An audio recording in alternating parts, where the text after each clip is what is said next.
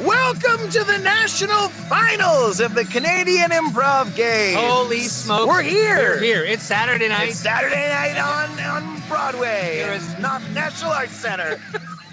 There's no other place I'd rather be than right here, me right either. now. No, this is the most exciting night of the year. I'm Justin Collette. My name is Al Connors. And we are here live at the National Arts Center in downtown Ottawa, bringing you the finals of the Canadian Improv Games. 5 teams competing tonight, all trying to go for the gold. We've got Luther from Saskatchewan. We've got East Side from Kingston. We've got Canterbury from Ottawa. We got GISS from Vancouver Island. And we have Harry Ainley from Alberta. I've watched these teams play all week, and they are good teams. It's going to be a hot show. It's going to be a very hot show. It's going to be a lot of fun. For those of you who are watching this week, we also, Canadian Improv Games is the charity, and in order to keep these games going, we need your support, not only with your eyes, but with your wallets. And we have a new stretch goal tonight because we reached our shreddable targets. Correct. For yesterday. The goal that's right above my head right here, if we raise about $2,000 tonight, if we hit the $5,000 total, the coaches from the teams that are playing tonight are going to get up and do a scene. That has never happened here before at the Nationals. That is legit never happened before. The coaches are terrified that this might happen. They are beside themselves with excitement and terror, which is a feeling you get so rarely nowadays, I think. The excitement with the terror. I will also say right now, and I'm debating as to whether or not to announce it on stage, because their teams don't know that this is a possibility tonight. Well, because of the internet, I bet their teams know now, and we're getting some donations already. Perfect, excellent. We're very excited. Thank you very much. If we get to $5,000, you will see the coaches of the finals teams do a scene on stage here at the NAC tonight. I think that it would be a great gift for all 5 of these teams who are competing tonight. Yeah, and for the coaches. They get to perform at the National Arts Center. It's a dream job. So, Al, what are we going to see tonight? Is it going to be like they're going to do a movie, maybe Jaws? You mean they're going to project a movie on? Yeah, are we all going to watch a movie and the kids are going to do like some sassy commentary about it? About Jaws? Yeah. No, what we're going to see are a collection of 20 improvised scenes. Teams are going to play 4 out of possible 5 events. Mm-hmm. They're going to be evaluated by a panel of judges, and then at the end of the night, we're going to give away some bronze medals, silver medals, gold medals, and some banners that will be hoisted to the rafters to hang forevermore in the schools of the champions tonight.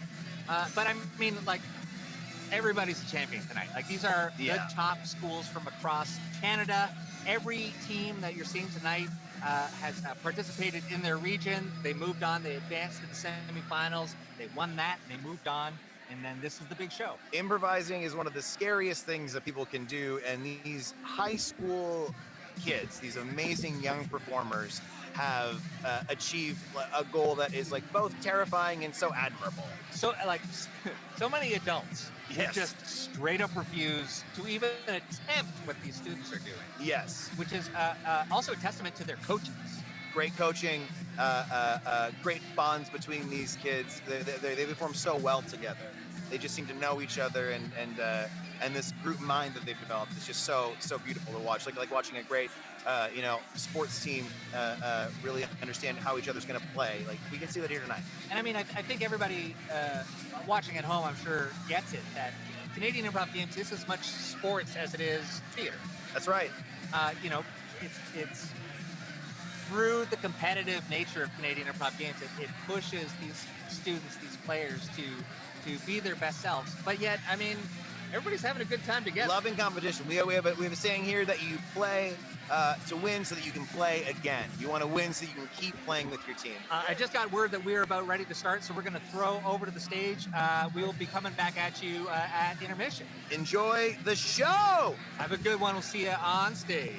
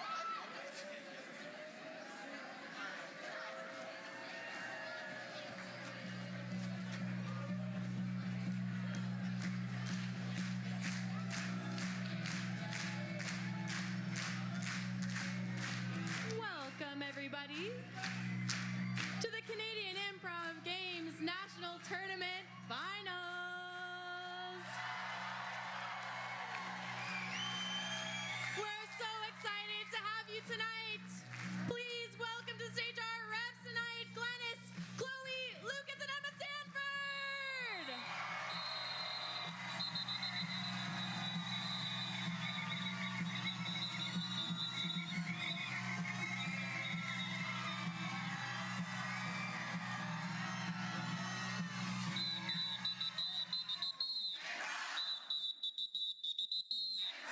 Welcome to your national final!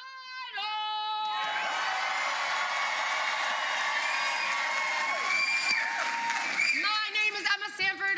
My pronouns are she, her, and I am your head referee this evening. On time over here we have... My name is Lucas. And on lines over here we got... Chloe and Glennis. Give it up!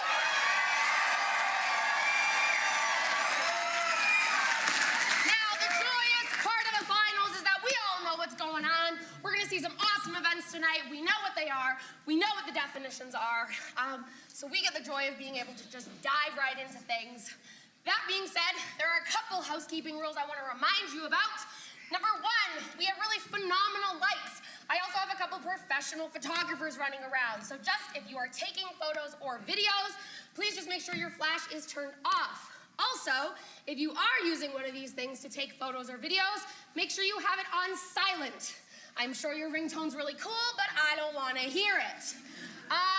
If you're thinking about videos tonight, you really don't gotta worry because we are live streaming from coast to coast to coast.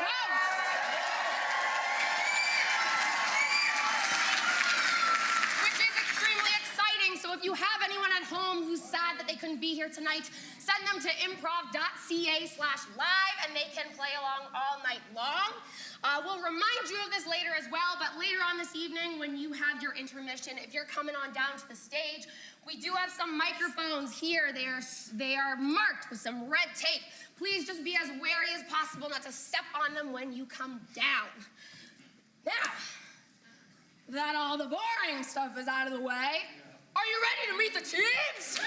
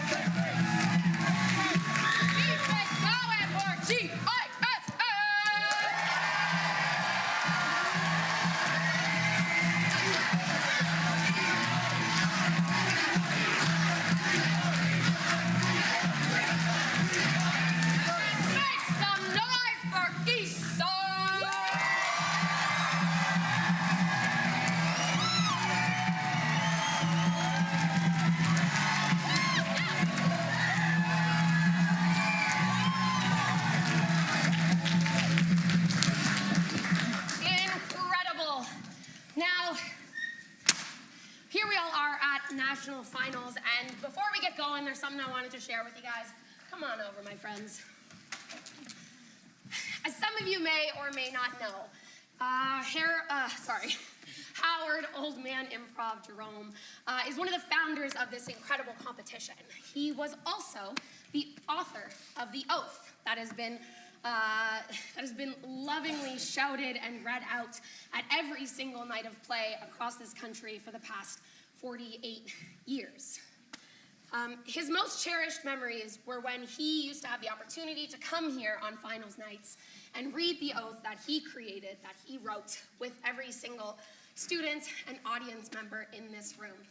It was a really special time for all of us, and it was something that we loved being able to do. On top of that, not only do we have Howard's words, but we also have the way that he said them. His very his very iconic "Cooperate" became something that is now canon across Canada in every single region. And I think that's a really beautiful thing, that not only do we say his words, but we say them how he said them. This oath always starts by placing your hand upon your heart. It's a reminder that individually we are honoring ourselves and everyone in this room by being here for them. We are here to love each other and support each other, and we are making that promise to ourselves to represent that every time we watch one of these competitions, that we are creating a safe space for everyone. Then we reach out physically with respect, consent, and inclusion to connect ourselves together as a group. We create this beautiful, unbroken chain from volunteer to player to audience member, coach, parent, and anyone else in between, that we as a collective remember why this matters so much to us, why we work so hard, and why we're still here year after year. It's to uphold these values of improv that Howard helped remind us of. Things like growth, listening, understanding, and inclusion. And while our openings have shifted and grown in the best possible ways, the spirit that Howard created is what allowed us to do so. We now get the joy of being able to include land acknowledgements in our openings, because that's what Howard taught us, to reach out to our communities, to recognize those around us, to bring them into our circles. It's why we take the time to acknowledge, like here in Ottawa, that we're standing on Anishinaabe and Algonquin Nation land, and that it's important, as much as we reach out to each other, that we reach out to the communities around us, because an inclusive space is only an inclusive space so long as we're reaching out. The oath reminds us not only to grow, to listen, and to love, and to play, but to always connect ourselves with the world around us. Doing this together, we're doing more than just having a joyful time, saying a wonderful oath. We're committing to supporting and uplifting the people around us. Howard left us in 2021 for the big stage in the sky. And it has been both my honor and my responsibility to make sure we remember his legacy. So when we say the oath tonight, I want you to remember that he's here with us as the loudest in the room, with the loudest of applause, and pushing us forward as an organization to keep one of the few safe spaces that are left in this world as wonderful as possible. So I ask if you could please rise. Reach out beside you, reach out across from you with respect and with consent. Try to form an unbroken chain between everyone in the room. And repeat after us. We have come together. We have come together. In the spirit of loving competition. In the spirit of loving competition. To celebrate the Canadian Improv Games. To celebrate the Canadian Improv Games. We promise to uphold the ideals of improvisation. We promise to uphold the ideals of improvisation. To cooperate with one another.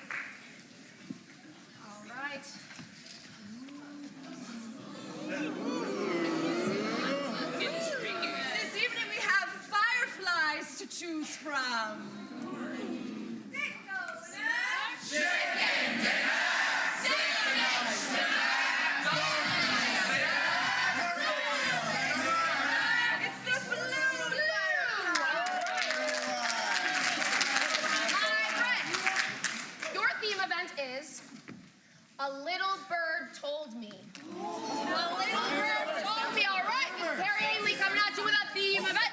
They picked from our jars of fireflies and they got a little bird told me. And we're gonna see that today. 5, 4, 3, 2, 1.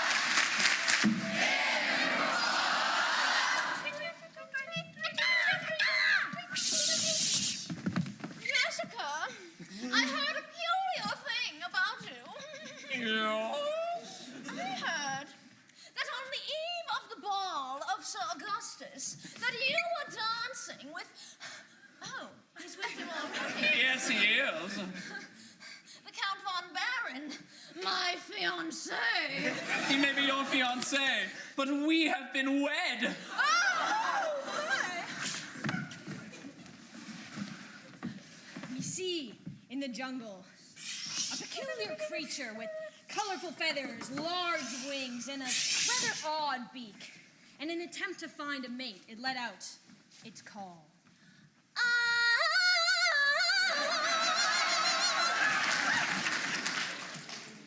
Time to confess all my horrible little secrets on the internet for everyone to read. That's a crime. With a horse? What a fashion faux pas. Make it worse. I'll just put all nuclear secrets because I have those. I love being the president of the United States. Classroom! Classroom interior! Day! With a whisper, something's churning. A lie, a fib, becomes a truth, becomes reality, becomes Jacob Pee-Pee Pants. Teacher!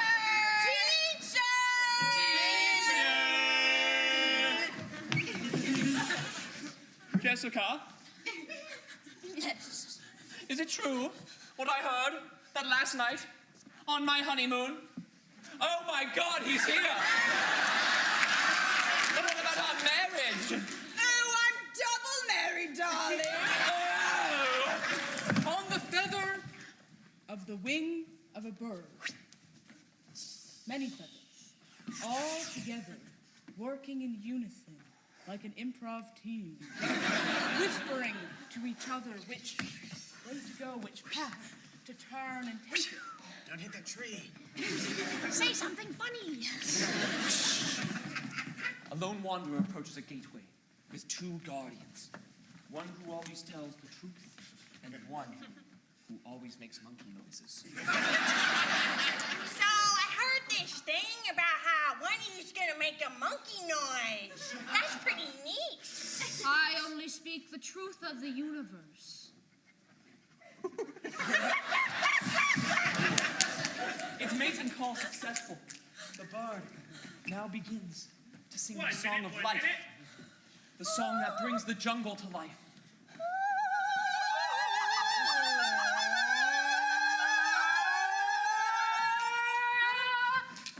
A small bird. A hatchling. The ground below it. It seems like it's a dread drop. So many feet, and yet 1, 2 little wings. After those first tentative steps, it drops, foot by foot, until it flaps. It claws its way out of the ground. And it soars! Wingbeats covering the horizon. And making its way to your window with a little...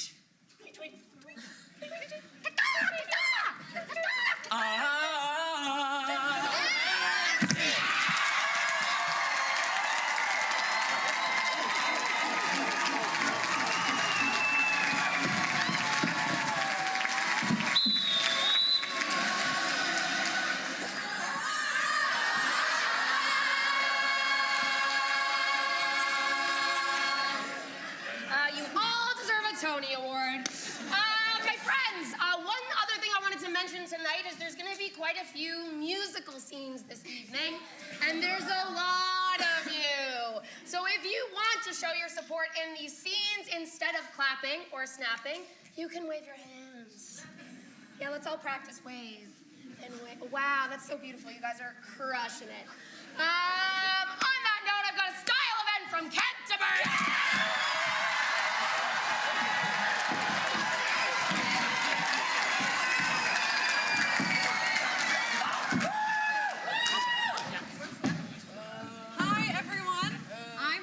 Canterbury Improv Team. And for our style event, we are doing the style of a musical. Ooh. Our conventions are emotion expressed through song, choral movement, and musical accompaniment. Our ask for you today is absolutely anything, such as rodeo or peanut butter. Give me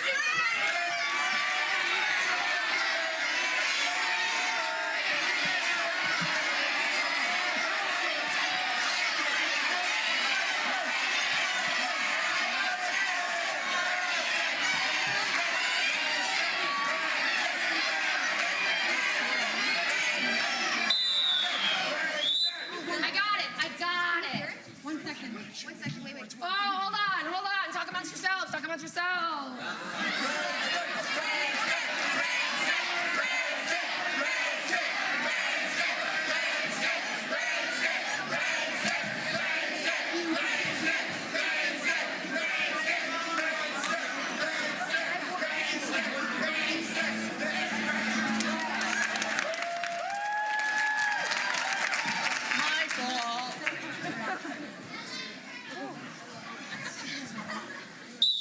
All right, folks, you asked for anything, you got parachute. Parachutes, all right. This is Canterbury coming at you with a style event. They asked for absolutely anything, and they got a parachute. And we're gonna see that scene in...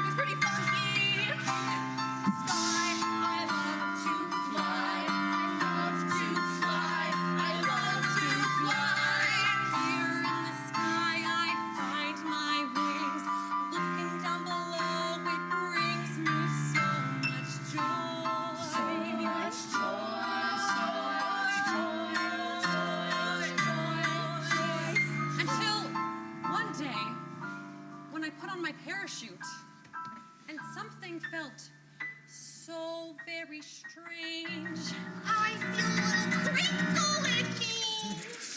It must be nothing, I thought to myself. Till she got in the airplane and it showed to herself. Jump, jump, jump, jump, jump, jump, jump, jump, jump, jump. Whoa, there's actually a hole in me! As I was falling through the sky, I thought, am I going to die? Am I going to die? Then I heard a little voice inside saying, child, look up ahead. Up ahead. And I woke up in a bed. With a beeping monitor beside me. Where am I? What happened? I thought I could fly. Winnie Unsworth, this is the worst parachuting action I have ever seen in my 12 years as a doctor. You're gonna have to give up the sport. What? Forever. But parachuting is everything to me. You don't understand. I'm sorry. There's nothing I can do.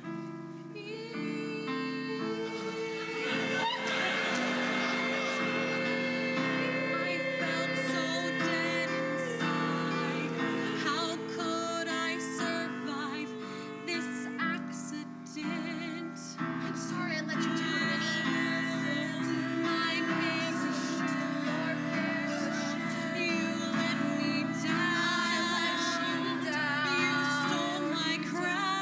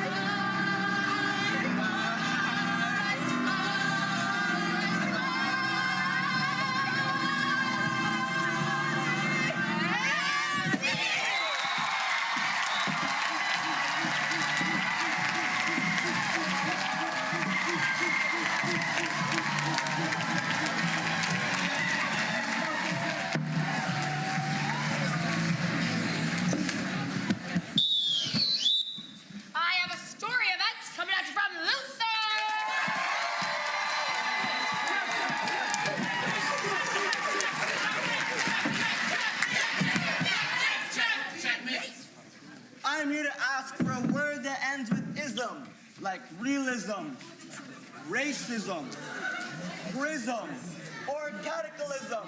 Thank you.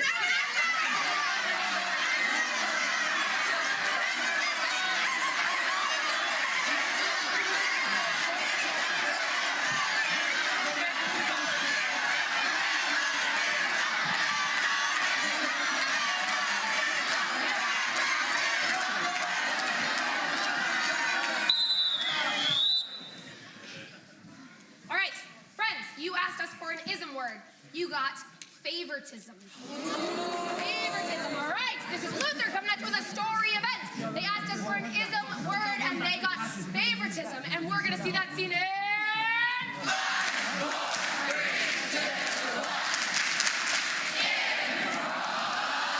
In the Stardew Valley 1.6 greenhouse. Beautiful plants of every kind. Oxygen abundance. The perfect weather conditions. A beautiful mist. And in Farmer Jones's yard, 2 spots, 2 little saplings. This was Seth the sapling. You see, Seth was a spruce sapling, the best Minecraft wood. He got lots of love from Mr. Jones. With just a couple bone meals, he would grow so tall. But not quite yet. See, he could survive the conditions of the tundra, but on the other side of the greenhouse, He was doomed. There, on the other hand, was Zeo. Zeo was neglected by Farmer Jones. Why won't he love me? His leaves were turning yellow. and yellow turned to brown, and brown turned to nothing. Hyperpigmentation. Killed in his crib with no chance at life. Why? Why can't he love me as much as he loves you? Love you? I'm the favorite. Oh, I know that very much. See, the purpose of a sapling will be to grow, to spread its seed, to disperse. Then walked in Farmer Jones. Farmer. Who should I water today? Me. Hey, Farmer Jones. What's that noise? He took his giant watering can, and as always, he took a glance. I'm thirsty. But then he pranced. Oh, beautiful. Oh. Only to give Seth that dewy dance. I love water. This was Zeal the plant's last day of water. If he didn't get any, he would surely fall apart. I'm so thirsty. Why? Meanwhile, Seth the sapling cackled at him. You see, today was important because this was when the tourists to the valley would come and see the most beautiful tree in the land. I know I have the genetics to grow taller. I know it's there. Well, why won't he cultivate me like he cultivates you? Well, look at you. You're ugly and shriveled. You see, Seth forgot something very important. He was a tundra plant, which meant that he could not survive in this upcoming spring. And slowly, the season shifted from winter to spring. And the festival of spring came, many tourists coming to see the most beautiful plant. Oh, how peculiar. What is this? The spruce sapling is dying. It's the wrong season for that. I'm not gonna buy that. You're chopped. I know. See? Now you know how it feels like to be me. Someone discarded by society. Farmer Jones looked at the spruce sapling, the one he put all his time, all his effort, his care, his love into. I'm disgusting. You are not my son. The love, the water that he had given the spruce tree was an illusion. It's all coming out in tears. And the tears flew over. And they began to water Zeal. He grew and grew like a piece of bone meal on him. He only needed a couple tears because he wasn't a spruce sapling. He was a cacti. Oh, yeah! So if today is sad, look to the future, for a better future is to be had.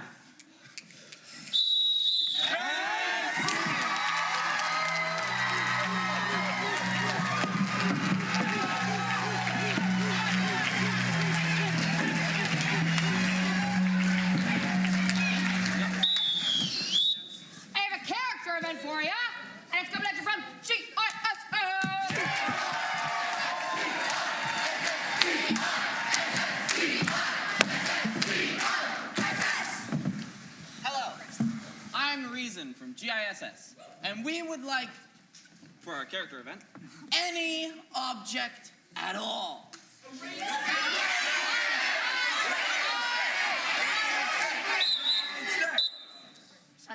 Such as a wristwatch or an angel statue.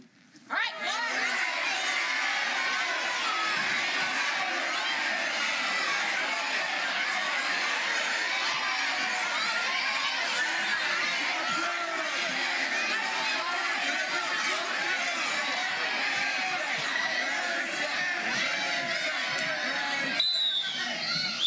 I got it.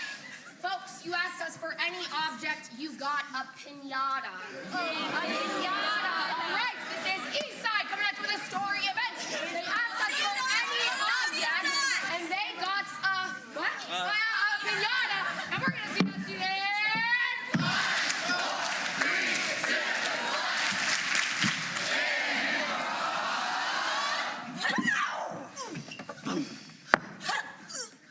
The piñata was old and withered.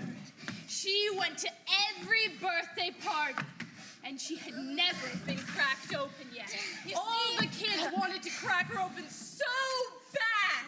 You see, the party rental company, they just kept reusing her because of her beautiful rainbow tassels and spiky hat. Her colors had grown sad and grayed. No more bright colors anymore. And there was something Blacks and whites. boiling inside of her.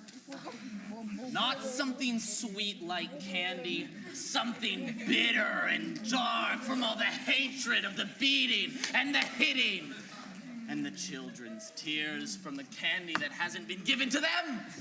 All I ever wanted was to sit on a shelf, see my friends, be filled with candy, be loved. But here I am, getting smashed and smashed and smashed every day. Why can't I just die? Hey, Jessie! Hey. You know what I rented for my birthday party? What have you been for your birthday? From the piñata. Well, how do you do? She's right here. Piñata delivery. I'm gonna be the one to smash her open. You just wait and see. One more. Oh, one more. Wait. And with that final blow, the beast inside.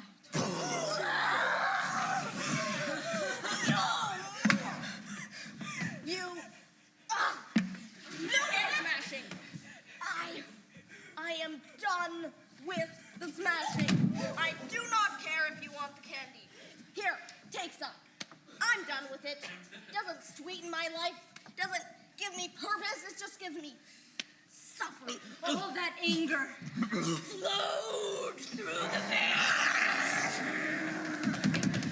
And as I opened the candy and ate it up inside, I felt the boiling and bubbling too.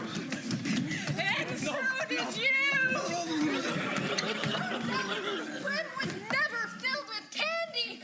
She was filled with pickles! Now you understand. Oh, you really do. Oh, I understand why you've been so uncomfortable all this time. My stomach doesn't feel too good either. 1 minute. Here, you need to hit it out of me. Please, it'll make me feel better. Hit me! Okay. Again. Again. And suddenly, Prim wasn't the one being hit. Rather, it was the kids that had abused her all this time. But this isn't what I wanted. 30 seconds. This is never what I wanted. I didn't want to get hit, but I thought maybe hitting you would make me feel better. But no, I don't think it does. In fact, I feel worse. Well, I think neither of us feel too great anymore. But we still have cake. So here, let's share a slice. And it's bright, just like you used to be.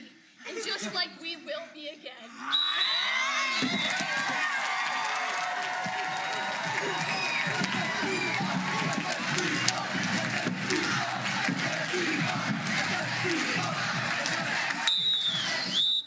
I have a story event from East Side.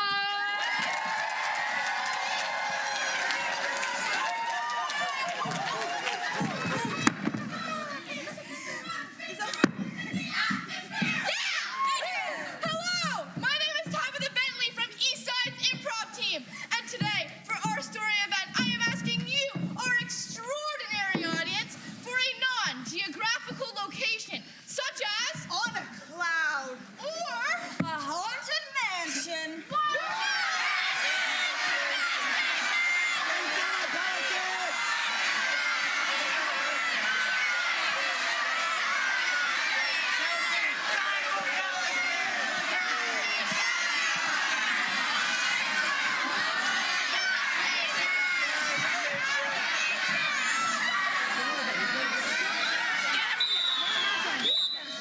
Folks, you asked us for a non-geoloco. You got a clock repair shop. All right, this is Eastside coming out to the story event. They asked us for a non-geographical location, and they got a clock repair shop. And we're going to see that scene in...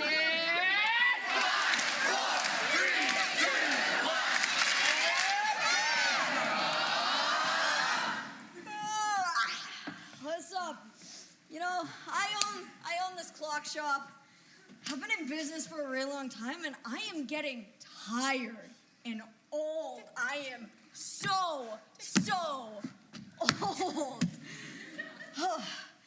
It's been really weird in this shop lately. You know, there's been this gear and this clock hand, and they're not working right. In fact, this clock right here, do you see it? It's going backwards.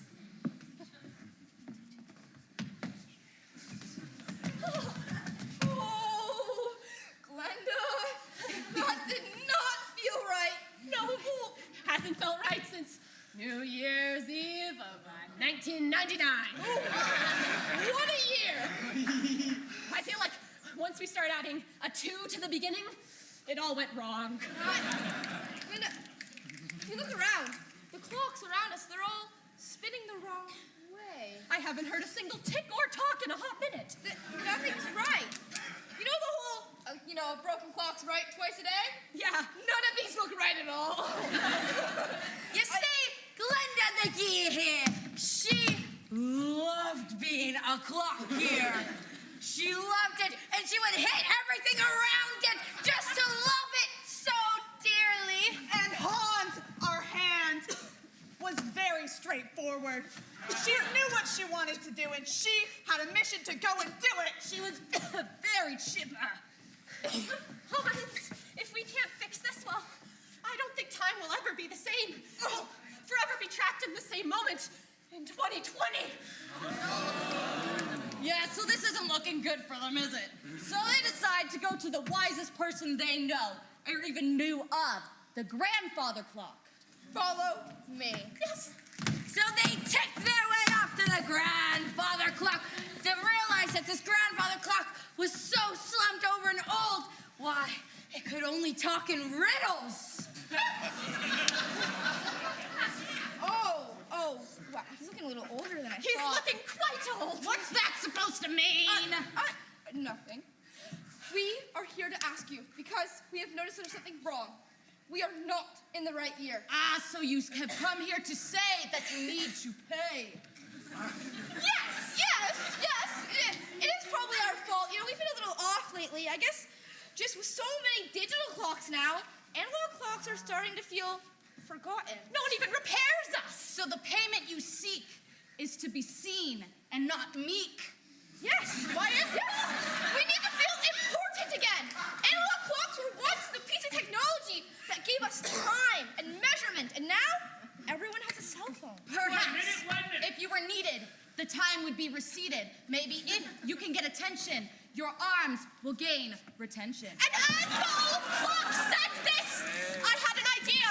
We may go backwards, but it's in a steady cycle. A 4-minute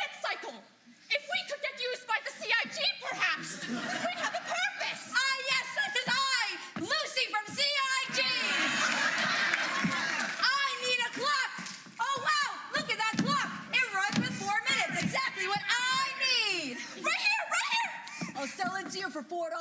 Yes, and I'll make it 5. And scene.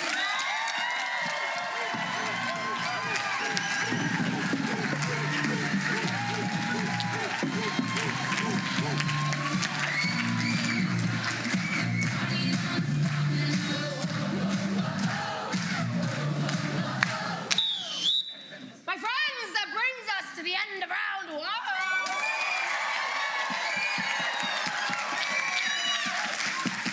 Now, I have a couple important people to introduce to you. The first being your program manager, it's Al Connor.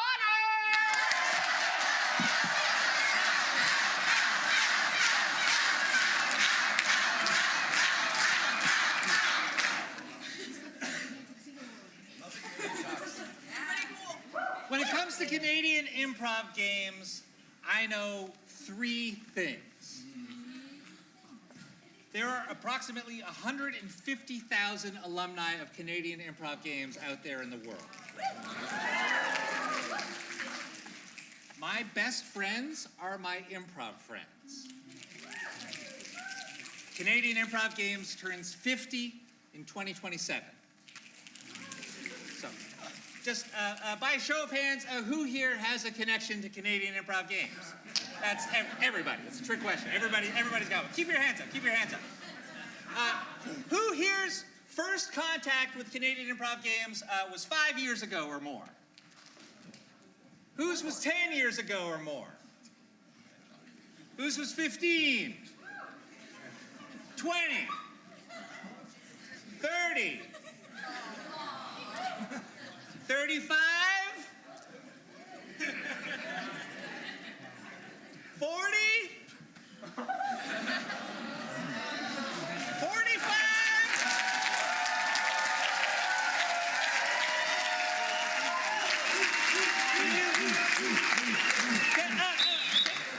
Can you guys stand up just for a quick second?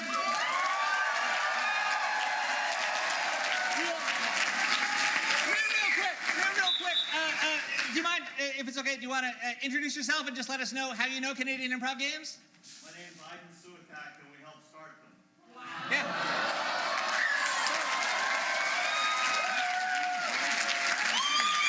So you were like, I know Howard and Willie are the names that we see on the trophies, but you were part of that same group. You were in the same cohort, the same class. Yeah, my name's Andy Loney, and I worked with these guys back very long time ago. JB was one of our classmates. We worked together with JB. We did plays with him for as long as we would let him be on the stage. And then we worked with Howard and David, and this all started getting close to 50 years ago. Yeah. And this is my good friend Jack, and he was there even a year before me. Jack Gamey, and I was on the first improv team ever in Toledo. And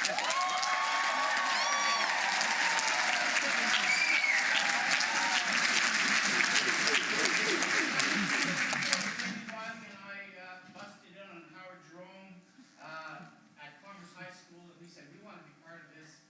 And it's history. Great. Thank you very much. Thank you.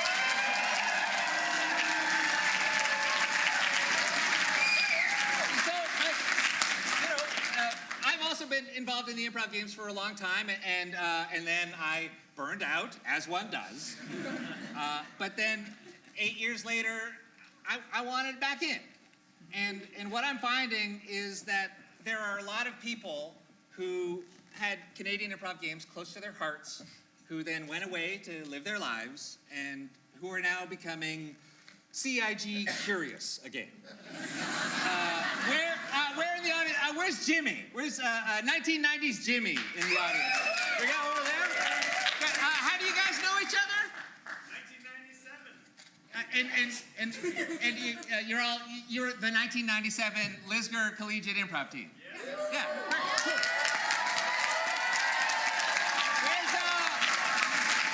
Where's Graham Cuthbertson? Where's Graham?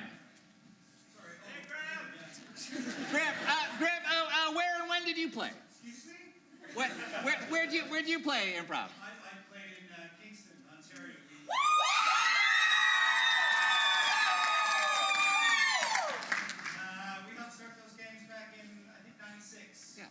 And how did we meet? Well, we met there. I think I'm the only one that remembers it. But recently, how did we reconnect?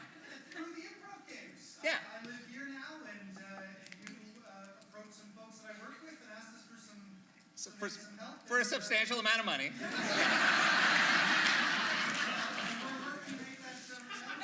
Yeah, cool. Thank you. A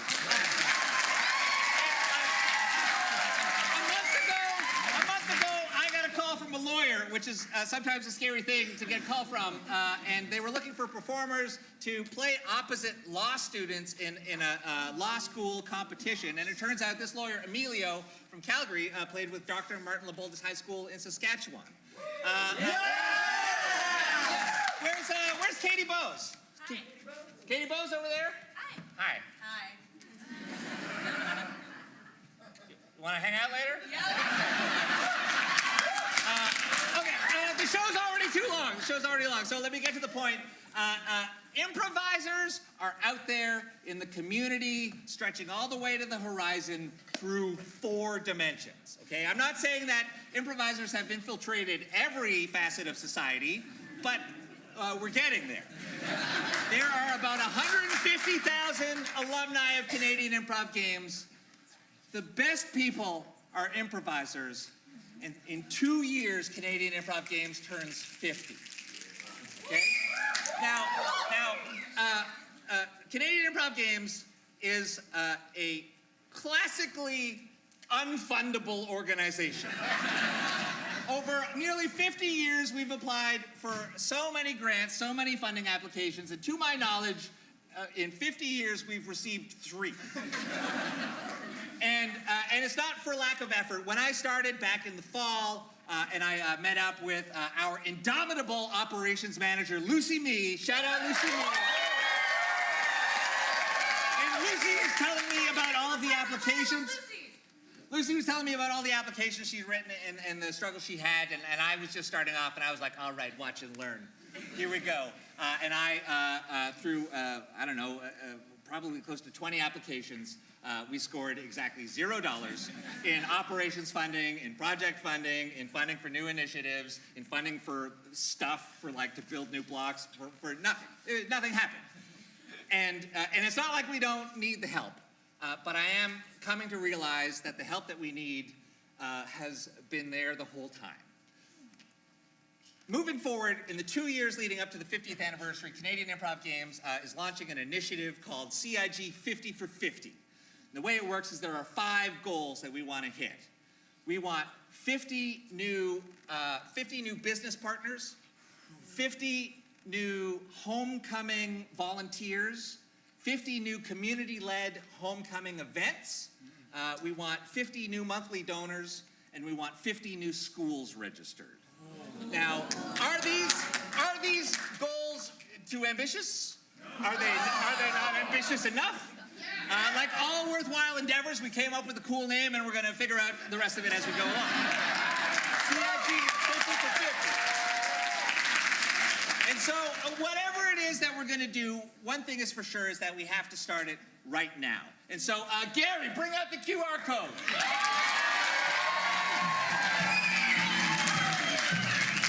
So now, hold it straight out. So what I want everybody to do is scan the code or go to improv.ca, and at the very bottom of the page, there's a sign up for the newsletter. And we're going to be rebooting our newsletter as a hub for CIG 50 for 50. We want to keep in touch with you because the Canadian Improv Games talent pool runs deep, and it extends through time. And we know that the only way that we can move forward is with your help. 50 for 50 is not a fundraiser, it's a capacity raiser. We want to increase support for our players, and we want to increase support for our coaches and for our teams and for the schools. And the only way that we can do that is to get, like, hugely organized, which is a challenge for a group of people famously discouraged from planning anything. So I want to build Canada's greatest HR department, is what I want to do. Because it's with your help that we can take this thing to the next level. I believe that Canadian Improv Games could be the Red Cross of arts charity organizations. We could go to any community and help out people. And so, the bottom line is we have this fantastic community, and I think Canadian Improv Games, as much as we love it right now, it could be so much better. And we want to make it better together. And so my question for you is, who's in?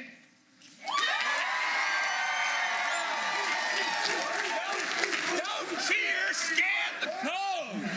Sign up for the newsletter, stay in touch, and even more so, when that email hits your inbox, open it. I know that's a lot to ask, and even more, when you open the email, click on something. Because not only are you staying in touch with Canadian Improv Games and learning about what's going on, but you're actively helping our analytics out. Like, just scan the thing, open the email, click on something, and you're already making a measurable, tangible difference in the organization.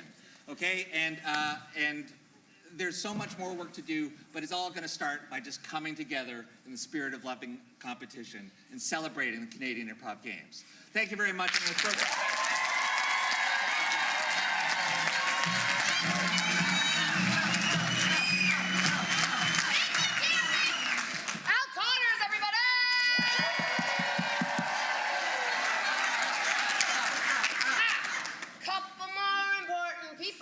you to meet.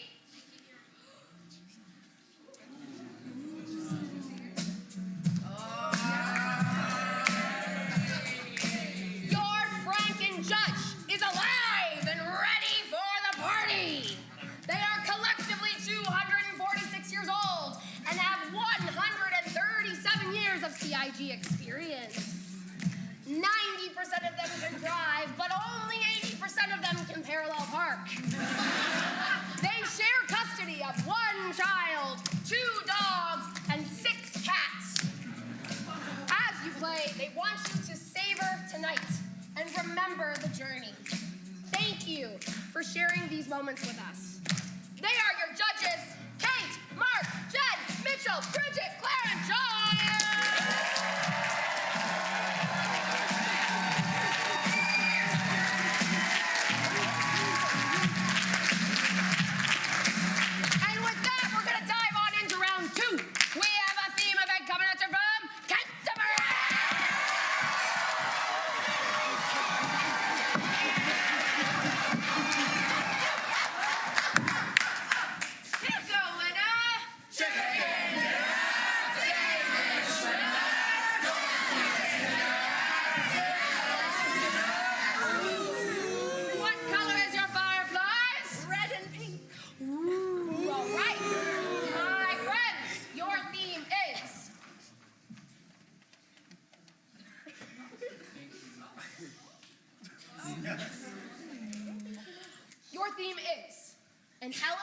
Never forgets. Elephant never forgets. This is Canterbury coming at you with a theme event.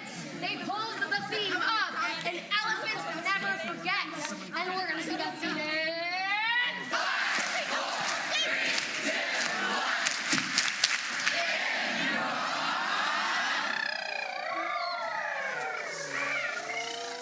Oh my God, a mouse! Ah!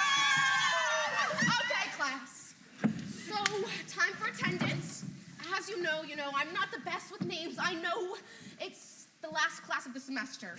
But I promise I will try to remember. Front row. It's coming to me. Jebediah. No, it's Susie M. Dumbo? Jesse? Well, shucks! You know what you did, don't you? You know who I am, don't you? How could you? I would never forget what you did to me! Hey, guys, I don't know if you noticed, but Sam's socks are off, and I think we need to dress it. Like, kind of like an elephant in the room, man. Sam, I can really smell them from here. Like, even our combined feet are just, like, they smell really nice. You want to cover those, maybe? Like... Cover them with more feet? Yeah, let's do it! The oldest library in the world, filled with cobwebs, decaying books, and all sorts of things. And in this library was the oldest librarian Eggebraten. I am Eggebraten. And everyone thinks my name sounds like elephant, but it's Eggebraten. Guys, well, my elbows are feeling really rough, and they're kind of turning gray, and I'm not really sure what's happening. You have been cast with the elephant spell. Elephant Cadabra! My little girl, you will turn into an elephant within 3 days, and to reverse the curse, you must eat many, many peanuts. It's an allegory for post-war But I'm allergic. Sam, sometimes it really bothers me that you don't remember anything that I tell you. What? When have you ever told me that? Like, if you were an effective communicator, you would have told me that some time ago if it really bothered you. I told you this 30 minutes ago, Sam. Why aren't you listening to me? What? Hi, my name's Dory. Hi, Dory. I'm Nemo. Hi, my name's Dory. I'm Nemo, Dory. My name's Dory. Nice to meet you. Okay, Dory, you're done. Ayana, your pigtails are really weird. They look like your ears, and it's really funny. I worked really hard for this. Elephant ears. Elephant ears. Elephant ears. Listening elephant ears, everyone. Listening elephant ears. I want us to all pay attention to this nice guided meditation, because you need to remember this dance combo for your first guided meditation dance competition. No. Are we ready? Yes. You're going to start with the... Then you're going to hit a... 1 minute, 1 minute. Then you're going to hit a... Boom, shakalaka-laka-laka. Boom, shakalaka-laka-laka. The shape of an elephant's ears tells you all you need to know about them. If they're shaped like the continent of Africa, they're from Africa. If they're shaped like a circle, they're pretty stupid. And if they're shaped in a Pontiac symbol, you did something wrong. And you're gonna get some retribution soon, because an elephant never forgets. Never say never. Never say never. Never say never. Oh my God, Justin Bieber! I am such a big fan. Oh my God. Baby. It's me, Justin Bieber, hit Canadian pop singer. Yeah. Oh, I will never forget you, Justin Bieber. Never say never, baby. One big elephant!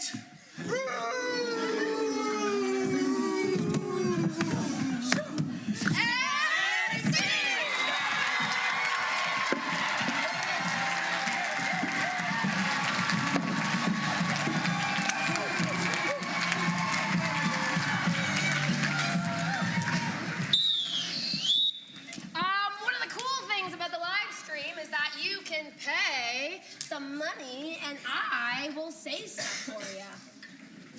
One of the shout outs that we received this evening is Good Luck Canterbury, watching from Minnesota from Uncle Andy and Aunt Bonnie.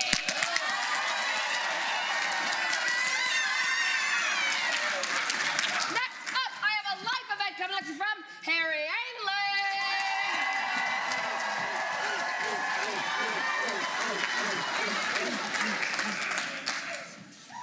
Hey, my name's Annika from Big Berta, and I'm asking you for some life advice you'd give to your younger self. Such as? Oh, such as be yourself and stop and smell the roses. Break him some advice!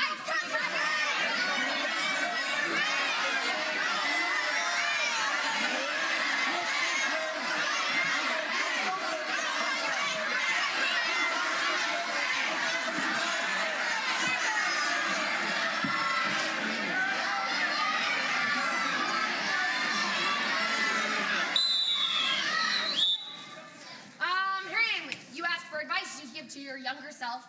You got, don't cut your own bangs. Harry Ainley coming at you with a life event. They asked for advice to give to your younger self, and they got, don't cut your own bangs. And we're gonna see that scene in 5, 4, 3, 2,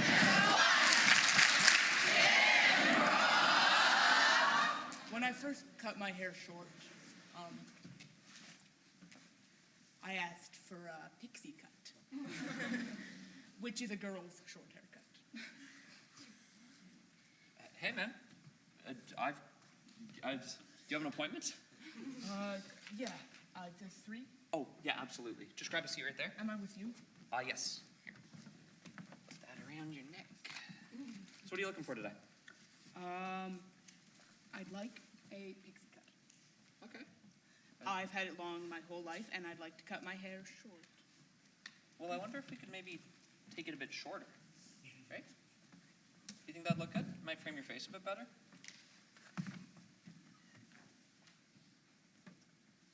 I was scared to be myself in front of my family and my friends, and everyone who had known me my whole life, and I was scared to change it so drastically. So I said no. All right, pixie cut sounds Yeah, good. just like a Yeah. fluffy, you know. So, what made you decide to cut it? Oh, it's just long hair it's a mess, you know. It's staticky and it gets all over you, and it's oh yeah, I'm just annoyed by it. There's not really any particular reason.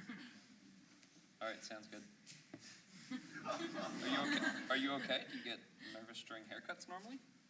Oh, it's itchy. Okay, just cut it. I'm doing that.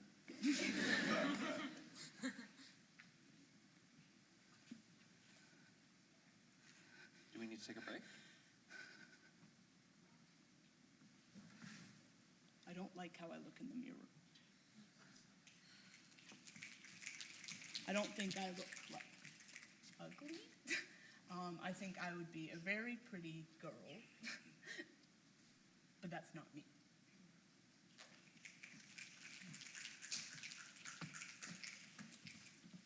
You know, do you have? It looks really nice. I think you did a really good job. Okay, you know the what's it called? Like the shaving the side of the head? Clippers, yeah. Yeah. Can you? Okay. Do you have any magazines of men's haircuts? Yes, I did. Well, that guy's on the cover. Right there? Yeah. Want to try that? Do you think it would work for me? I think you need to do what you think will work for you.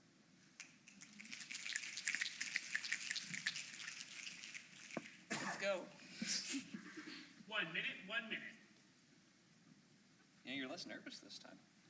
Usually the clippers are scary. I like how it feels. Here, let me just, like, all the angles. I look like myself. You know, I've heard people say a haircut can do a lot for that. Nice fade, little man. Come on, let's get you checked out. 30 seconds, 30 seconds. Because everyone else will be checking you out soon enough. Thank you so much. Absolutely. You're welcome back anytime. I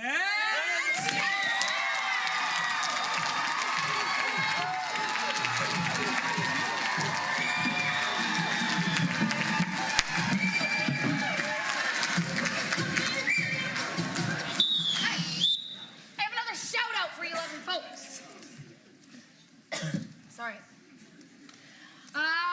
We know we're late, but happy belated birthday. Enlightened, we love you. Cheering you on from the U.S. Go East Side! And that's coming at you from Mary Murphy. All right. Next up, I have a story event coming at you from GISS.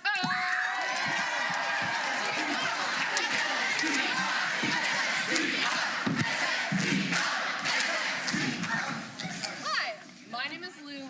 We are GISS, and from you, our lovely audience, we are looking for an object, such as rice pudding, a Rubik's Cube, or a glitter bomb.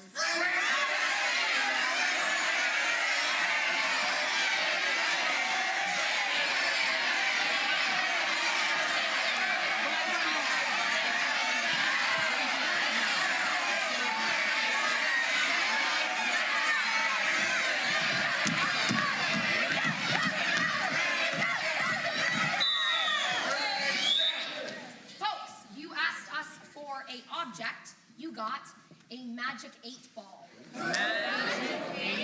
This is GISS coming at you with a story event. They asked us for an object, and they got a magic 8-ball. And we're going to see this scene in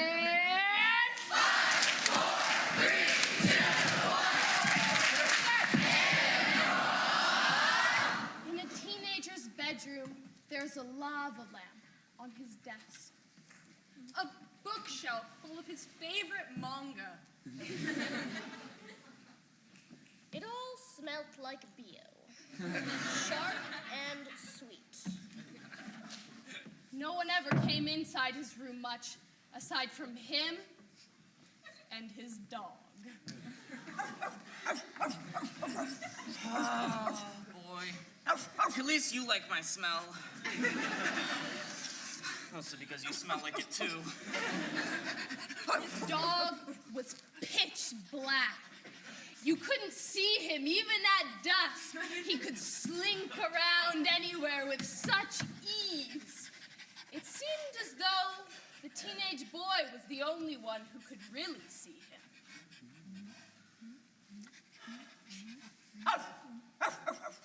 You see something?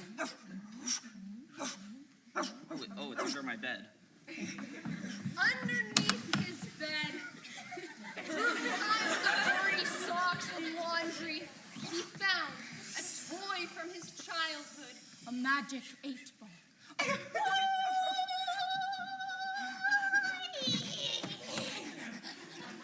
I've been hiding under the bed for quite some time now. And you forgot about me, but I'm back. Any little question, any little query, I have your answer for you, my little dearie. Careful.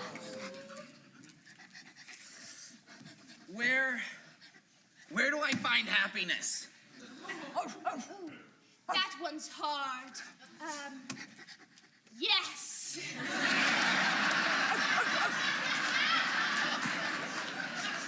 Here. I'll try another one. Where's the map to happiness? Careful. Outside in your bedroom. I've said too much. Outside in my bedroom. Boy, we need to go. I'll join you.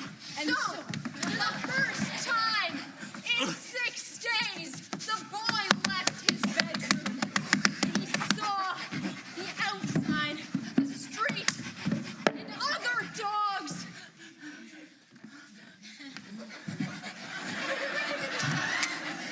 Oh, what is that smell? What is that smell? You haven't been to school in so long. What even happened to you? You look disgusting. You look clean. You found it? 1 minute.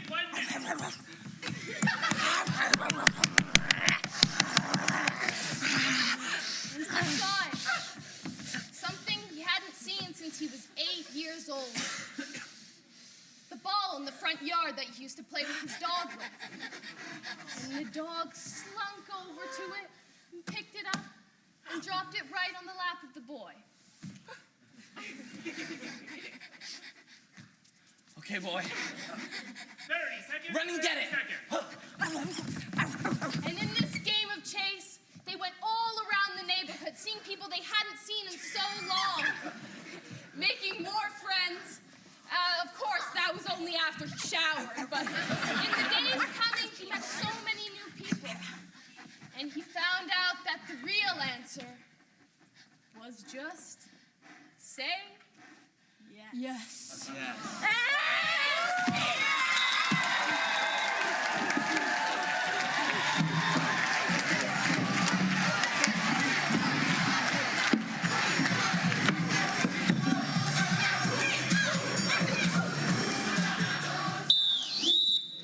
I've got another shout out for ya. This one is, it's Jeff and Darlene watching from Bristol, Quebec. Loving the show. Go Canterbury!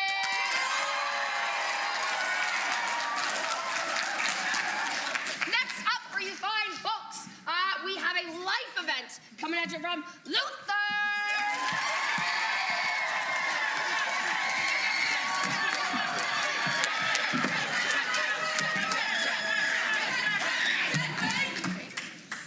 We are proud to present our final life event. For this event, we are asking for an object small enough to fit inside a bread box. Something like my teammate's bandana, or this cool chain, which I don't have. Thank you. All right, give me these.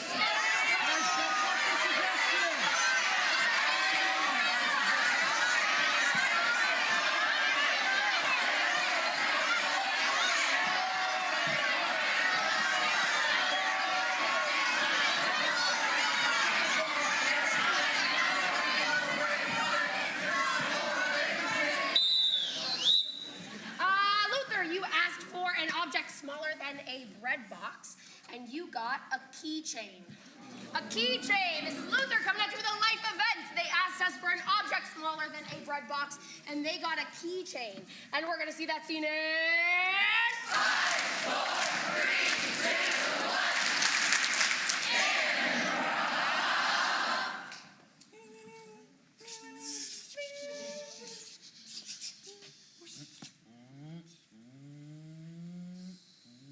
A keychain. It opens doors to new things and closes doors to other things. A keychain contains memories, little pieces of our past attached. It holds things together, things we love. Something so insignificant can be so meaningful. My father was a janitor, and I loved him so dearly. He provided me so much comfort, safety, a sense of belonging. So many opportunities there for me to strive for. Home. He kept me organized. But ever since I lost him, I just felt life wasn't the same. I felt emotions that no one should feel. Regret, anger, sadness, and just many more. Now I'm in my dark room, where I sat alone. I have pictures of me and my dad framed in the walls from all the years. The clothes I haven't put away yet. All the books we used to read together. Photo of him holding me as a little baby. Scrolling on TikTok. I wanted to distract myself from everything that was going around. You see, I've been in this room for weeks, not attending school. And there's just this feeling of no passion in anything. And I just feel heavy.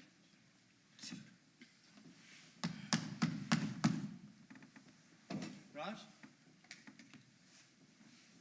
I had locked my room. Not to lock my friend out. I love Isaac, but it was to lock myself in, to keep my heart safe. Raj, it's fine if you don't want to talk, man. Like, you haven't been at school for a whole week and I miss you. Can you open the door? I didn't know if Raj was going to open the door. I didn't know if I would see him for another week or if he would just stay in his room. I didn't know what he was doing. Come in.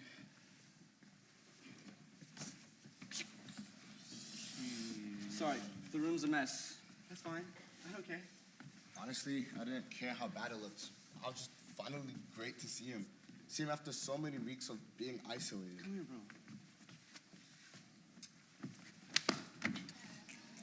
Hey, embrace. That's what I needed. It felt like the chains that had locked me to my bed were lifted.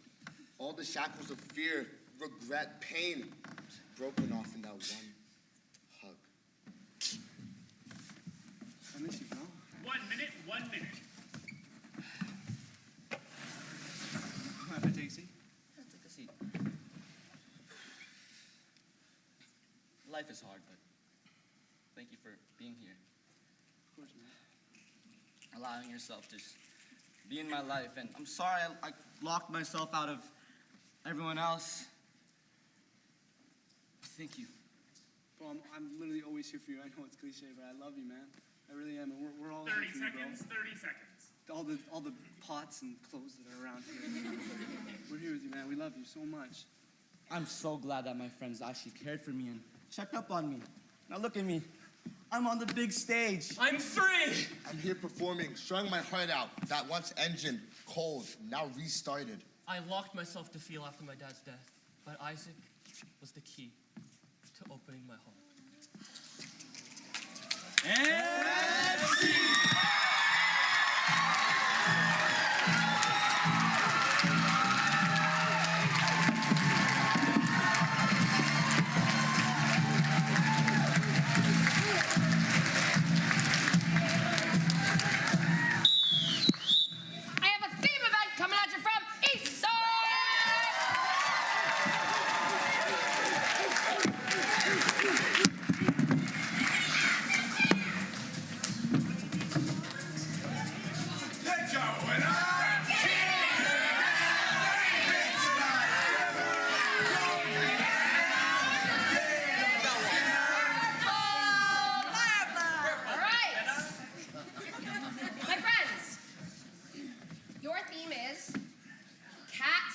your tongue. All right, please, guys, I'm gonna tell you.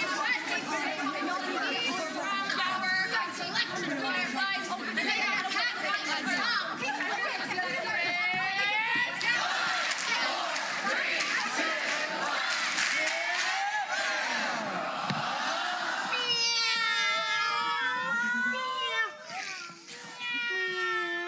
Katie, it's opening night. I'm terrified of doing this monologue.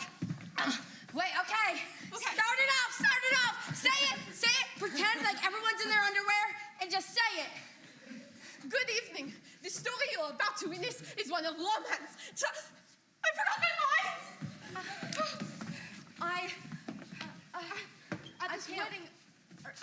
At this wedding, I don't know. Are you seriously not saying I do right now? That is your line, miss. I don't know. Okay, everyone line up. You ready? We have come together. We have come together. In the spirit of loving competition. In the kitchen. We're both here. Me and your mother are both here, honey. I was playing with Allie's dog and its cat and the cat. I was just trying to pet it and I wanted to give it a kiss and it bit my tongue. Cat sticking under the bridge? Yeah. So, you know how I was talking about that girl that I really liked, right? And how every time I looked at her, I was just enchanted. And I felt so nervous. I know, it was your first ever love. I went to her, and I tried to tell her that I loved her, but... Oh my God, hi, Ashton. Hey, you know, we've been in school together since, grade 3 and all. Yeah, we have, and I am so happy here. Want some chips? I know they're your favorite. Thank you. I feel like I really need to say, I really like your earrings. Top of the minute at the cafe. It's so great that we're working together. Oh, I know. I needed to tell you that, these customers keep being so mean to me.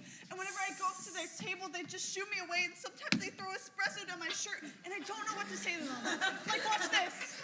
Hi. Oh. Ainsley! I'm Kat Valentine.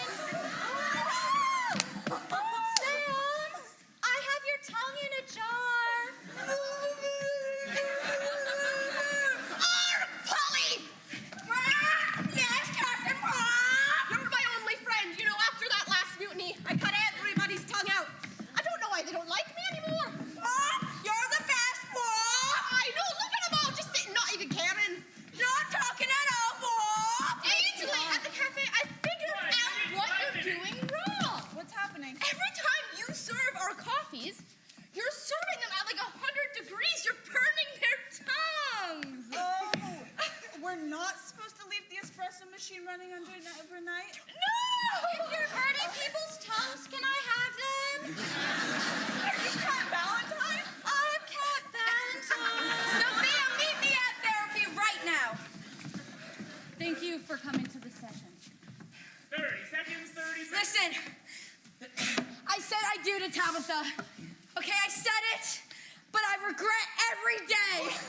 It takes a really big person to admit that, but I think you need to admit that to her. Are you saying I have to communicate? I'm saying you need to have a conversation with her, and you need to really express how you feel. You're right. Thank you.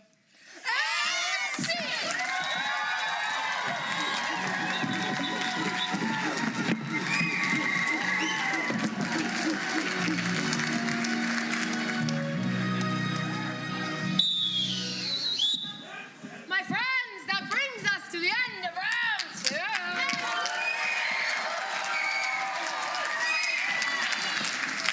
Now, we're getting a little closer to intermission, so I'm going to give you a little reminder. I have very lovely microphones on the stage. What are we not going to do? You guys are pros. Now to talk a little bit about some of our incredible summer programming, please give it up for one of my best friends, Ken!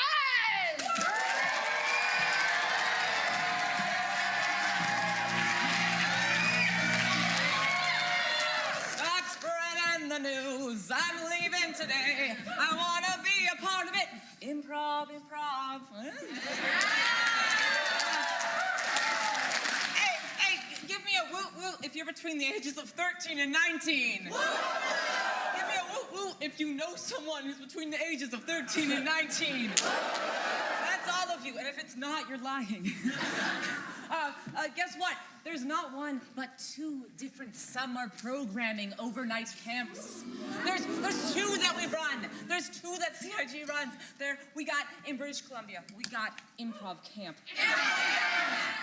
And back for more. The last time this was done, 2019, over 100 years ago. We've got Improv U. It's coming back to Sherbourne, Quebec, and it is going to be incredible. Ooh. Viva Quebec!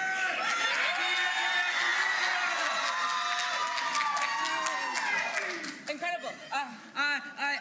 If you'll notice, I'm wearing this friendship bracelet. It says CIG on it. I've been making them all week. The grind never stops. And you know why? It's because I wanted to evoke the improv camp spirit amongst everyone.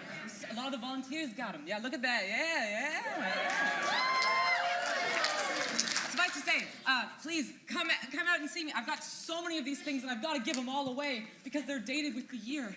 So what am I gonna do if I'm not giving them all away to all of you? Thank you so much. And also, I don't know if anyone's told you this. It's really serious. There's actually these microphones on the side of the stage. I know I'm the first one to say it. There's microphones on the side of the stage, so please just don't step on them. Come to camps, yay!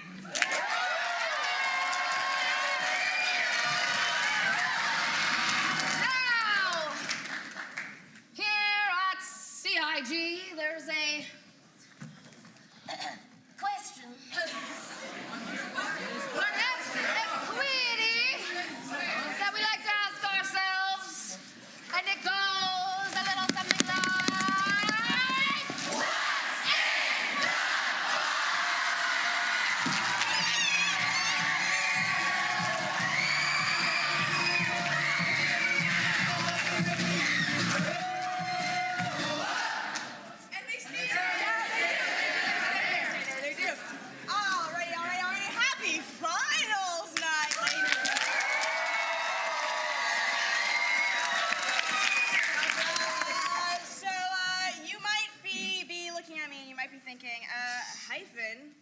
it's fancy finals, and you're wearing a sweatsuit. What's up with that? And to tell you is, I have, let's see here. What's in the box, right? I have these fabric markers here. If you spend $100, or I heard that there's a few people who already did spend $100 in front of house. If you spend $100, you get to make me fancy tonight. It's up to you, as long as what you're putting on me is G-rated. So if you spend $100, or if you've already spent $100 at Intermission, come see me. Real quick, just everyone repeat after me. I won't draw things that teens shouldn't see. I won't draw things that teens shouldn't see. Thank you. I want to say an insanely big thank you to all of you who did buy tickets at front of house today.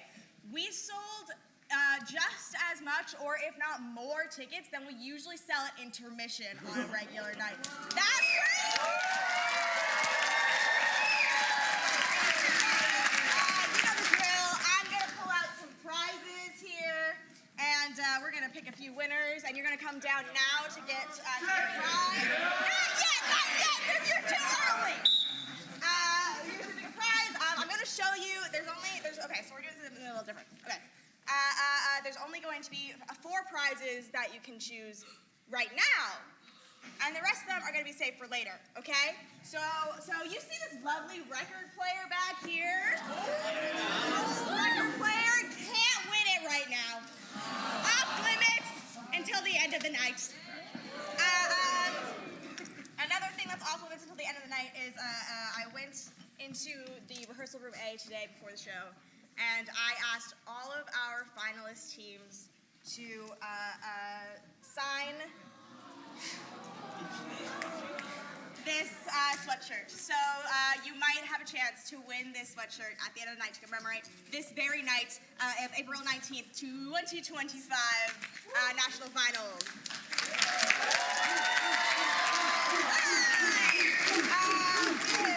Okay, what else do we have? We have this lovely handmade quilt that is up for grabs. One of our lovely Ottawa Regional Improv parents made this for us to display tonight. We have, of course, our lovely Saunders Farm merch box. A big beep beep to Saunders Farm because they are here tonight, so a lovely big beep. We also have our 2 Maker House prizes, prize bags, and as well, because we have so much maple syrup, guys, we're going to pick 3 winners right now. All 3 winners will be taking home a bottle of handmade maple syrup. All right, without further ado, let's pick a winner!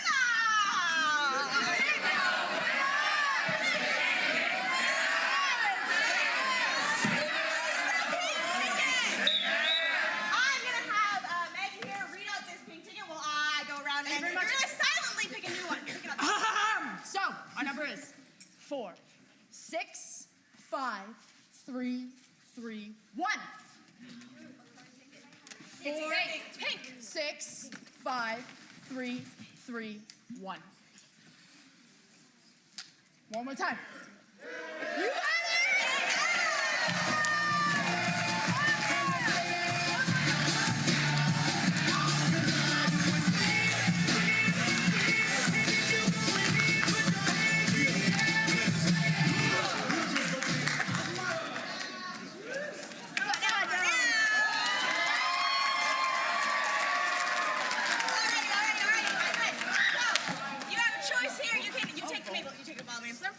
Quilt, Saunders Farm, or Maker House.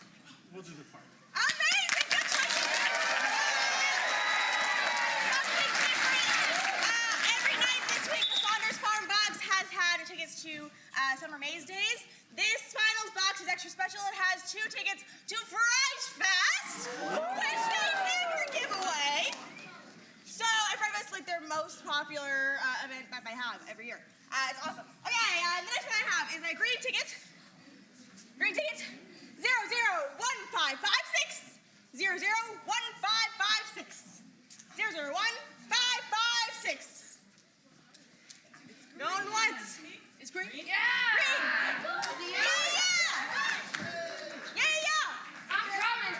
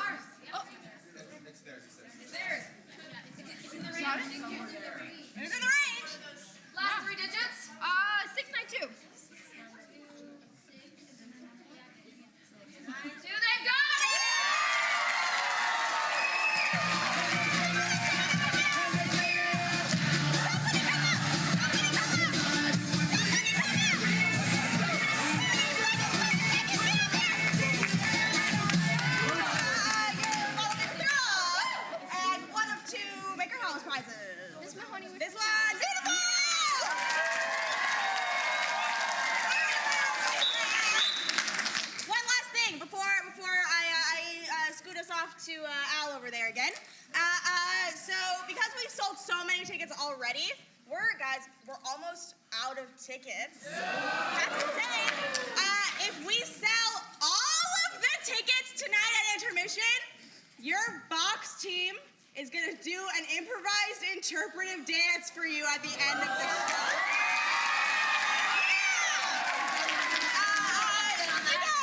You guys know how to get your tickets. Maggie will have a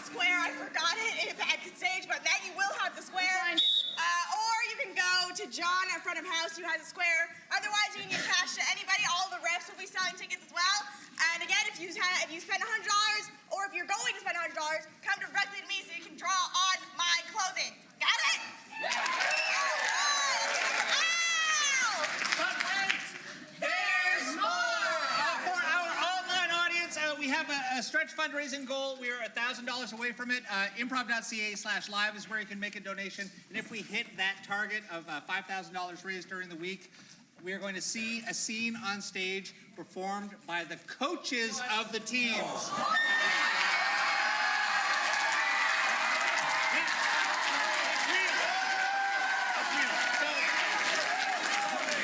So if you want to see some coaches play improv, again, improv.ca/live, and there are all the regular perks of donation, the mini blocks, the shout outs, all that stuff is still in play. Anything else we need before we break? You have 15 minutes! 15 minutes! Just that's it! All right, let's do it!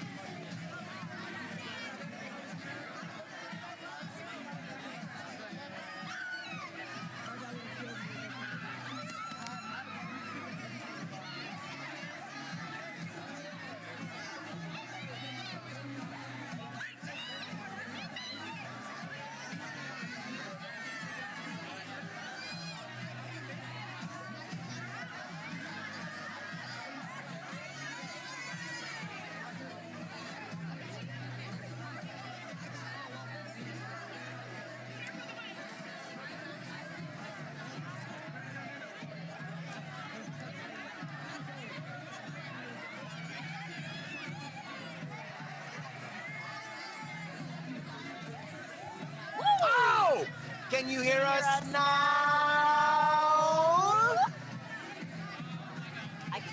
I can hear us. I can always hear us. Oh, the Biz is boss! Outdid the Biz by $1!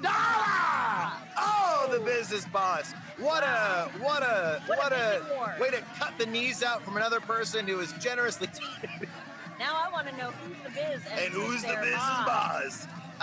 Guys, for those of you who couldn't hear us, all of you, we were saying that this coach has seen for the first time ever at Nationals, if we reach our goal of $5,000, all 5 coaches from the 5 teams competing tonight will be forced to do a scene in front of their teams here on the NAC stage. I think that's very exciting. We have never seen anything like this before, and Never seen a scene like that. I cannot wait to see it. I've been watching the coaches in the audience, watching other teams, and I've been confused at times thinking that one coach was another team's coach just because of how hard they were cheering that other team. There is so much love and support in the building.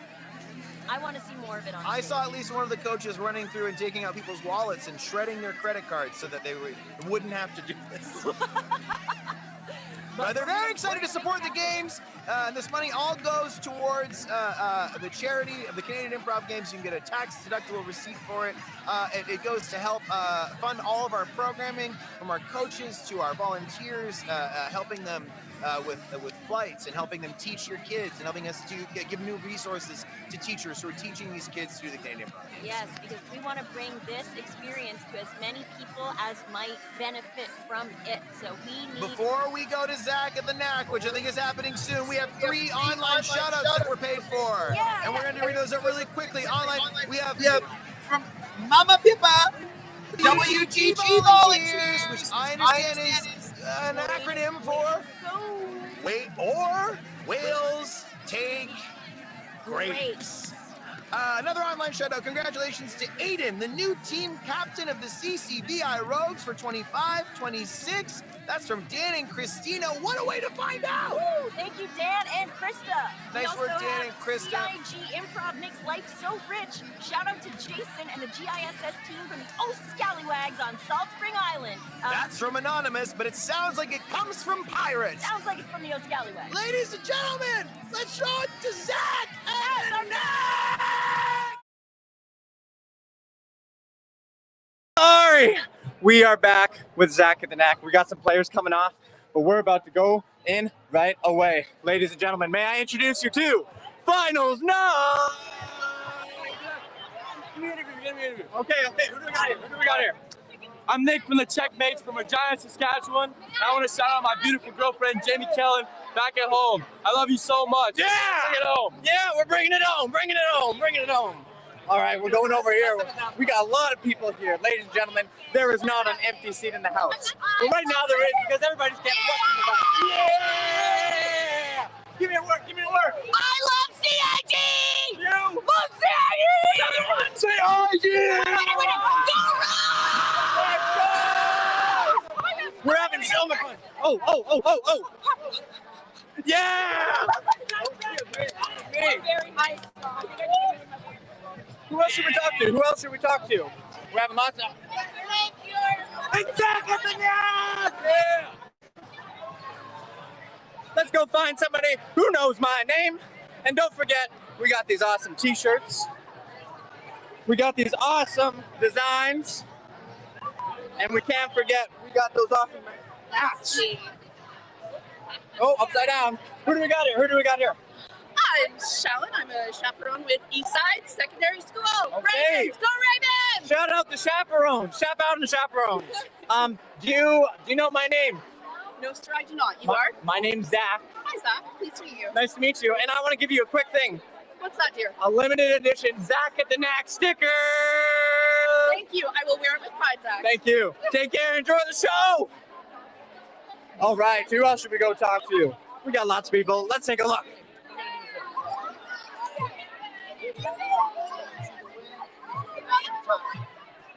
You know my name? No. Oh my goodness. No sticker for them. Joke's on them. All right. Oh, who do we got here? We got you live on the CIG Live. Any words of inspiration? Improv your heart out, Also, donate so that our cause Donate. For being such good sports, you get to fight over this limited edition one-of-a-kind Zach the Knack. Look at all these tickets. Look at all those tickets.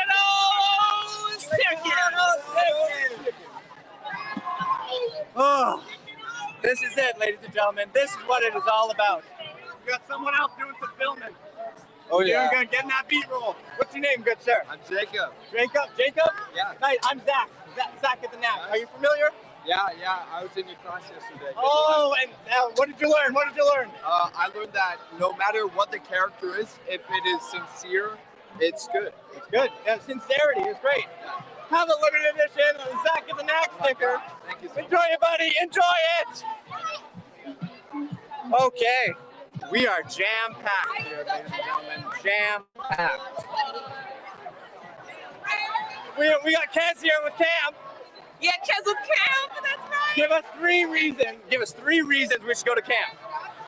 It is the happiest week of the whole year, if not your whole life. One.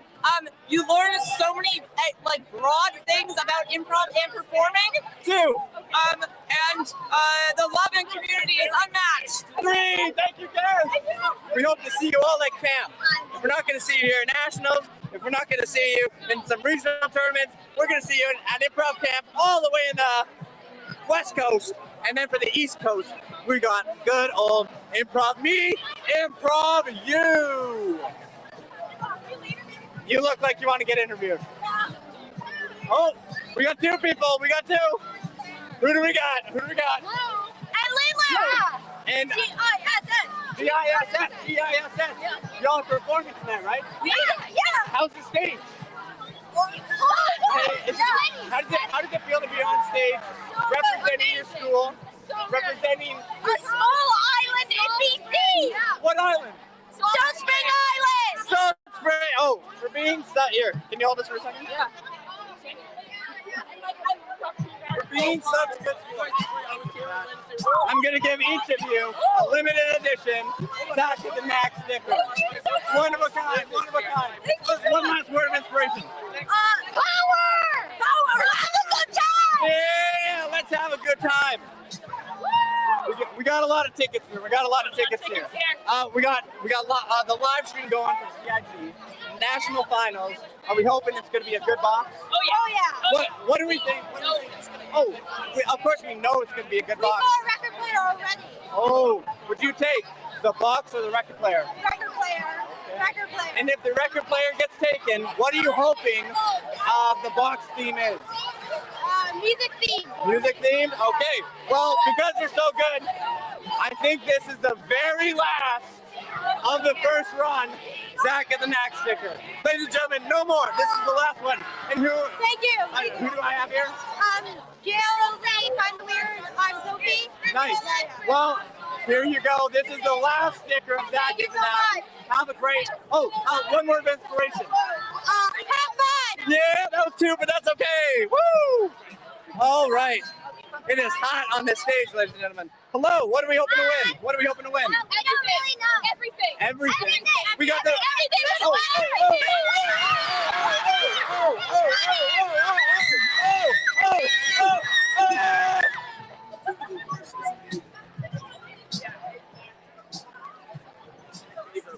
Let me tell you, ladies and gentlemen, when you're at the national stage, you get your steps in. Who do we got here? Oh, the happy from Elmwood. Yeah! Are we enjoying the show tonight?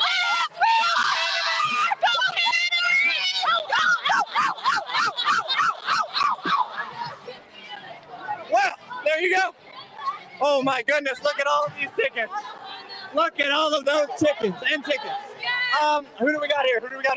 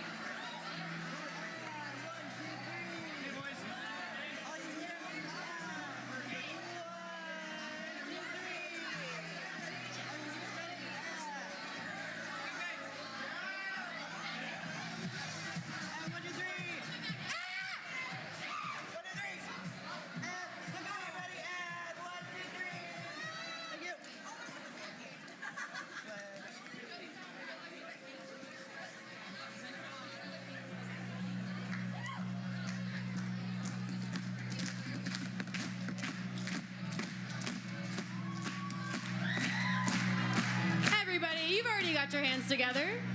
We're gonna get our hands extra together.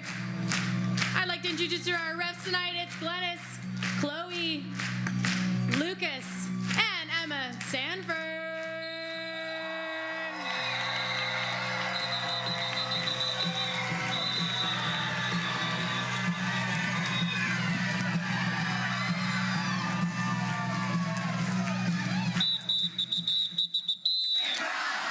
Oh, that was a hot half, everybody!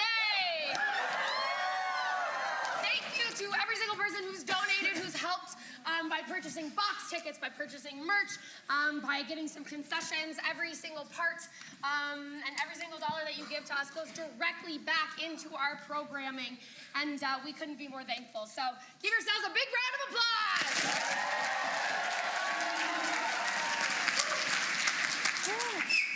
All right, we're diving right on into things here in round 3. I've got a style event coming at you on Luther!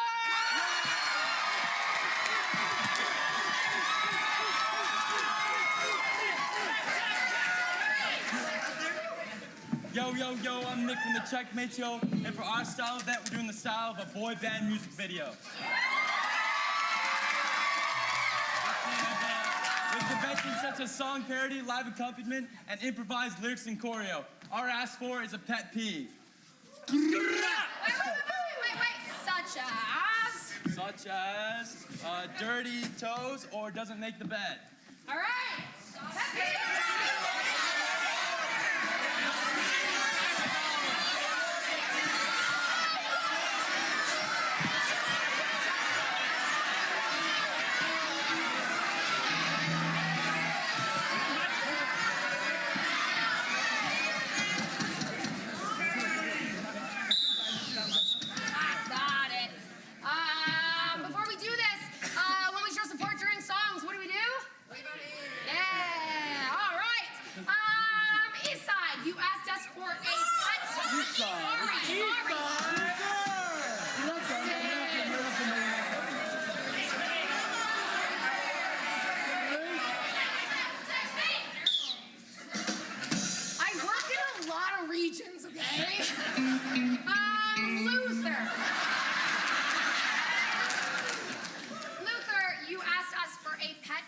And you got rude to servers. Luther coming at you with a style event. They asked us for a pet peeve, and we gave them a rude to servers. We're gonna count down in French, everybody.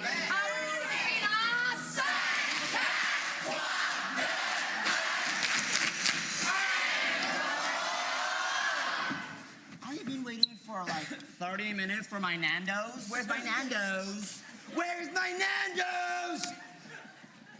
I'm Nando's. Oh, sorry. Your food's here. What is this atrocity? Cold. Ah. Mild. You're not good enough. I'm sorry, sir. Sir. Skibbity, oh my gosh, she's got no manners. Gotta check herself, she needs a scanner. She's pay respect to the waiters.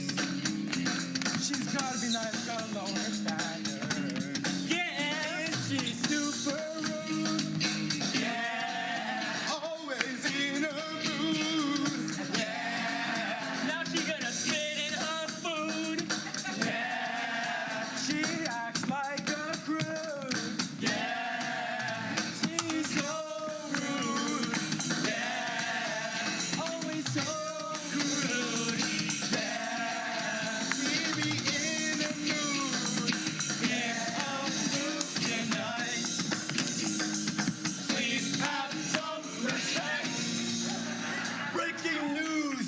Nando's customer has been eating all the Nando's workers, and now there's no food left. Nando's has been sued for $5 billion, and she's winning? It's all gone. Every chicken place, Popeyes, KFC, they're all going down. The most flavorful, delectable chicken is going off a Canadian shelf. She ate the extra spicy. You know what happens next? She becomes a flaming chicken. No!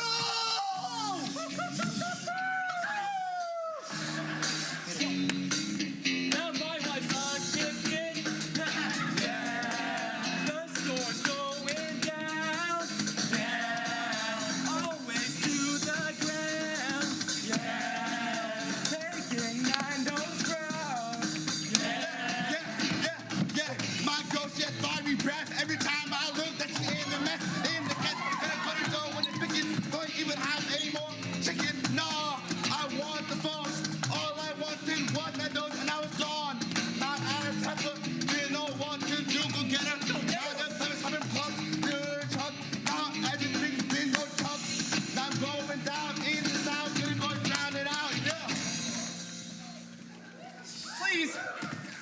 no chicken, I'm sorry.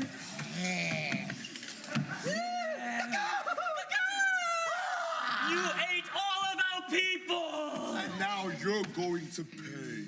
Be Perry. Please, all I ask, just give us 5 stars. 5 minutes. Just 5 stars.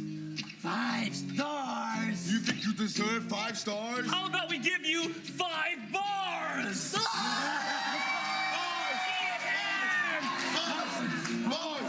Bars! 1, 2, 3, always rude. Yeah. Now you feel my dude. Yeah. Have some respect. Please have some respect. Please have some respect.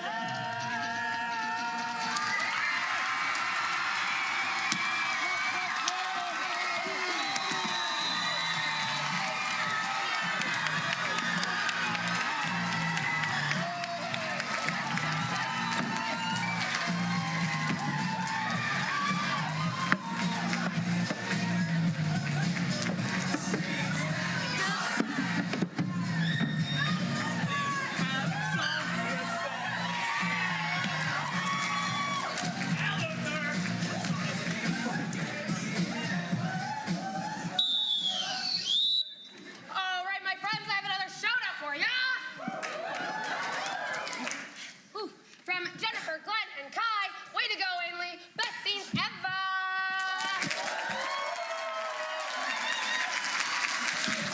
All right, I have a life event coming at you from Eastside.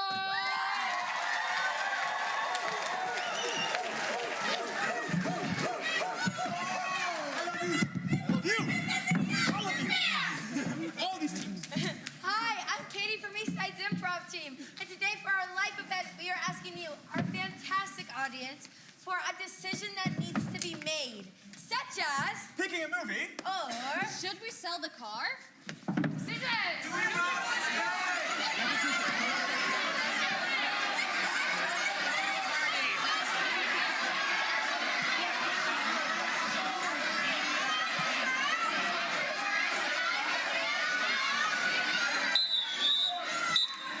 I got it. You guys asked for a decision to be made, and you got which playlist should we put on? Which playlist should we put on? All right, Seaside coming at you with a life event. They asked us for a decision that needs to be made, and they got what playlist should we put on? And we're gonna see that scene in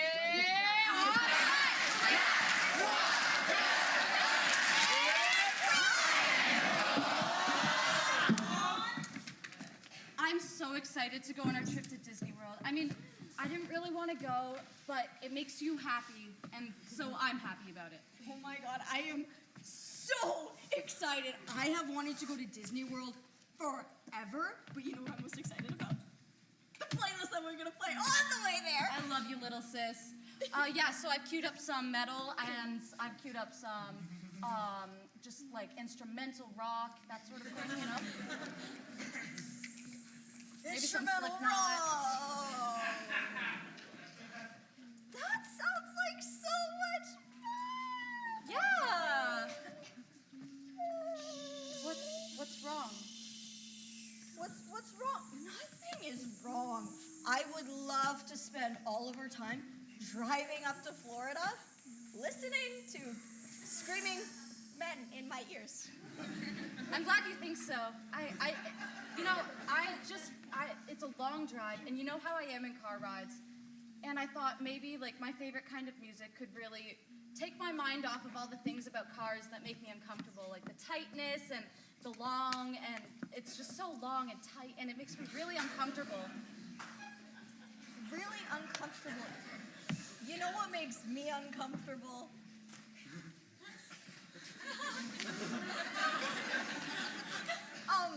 I really didn't want to say this to you because I love you and I love everything about you, but it's your music taste.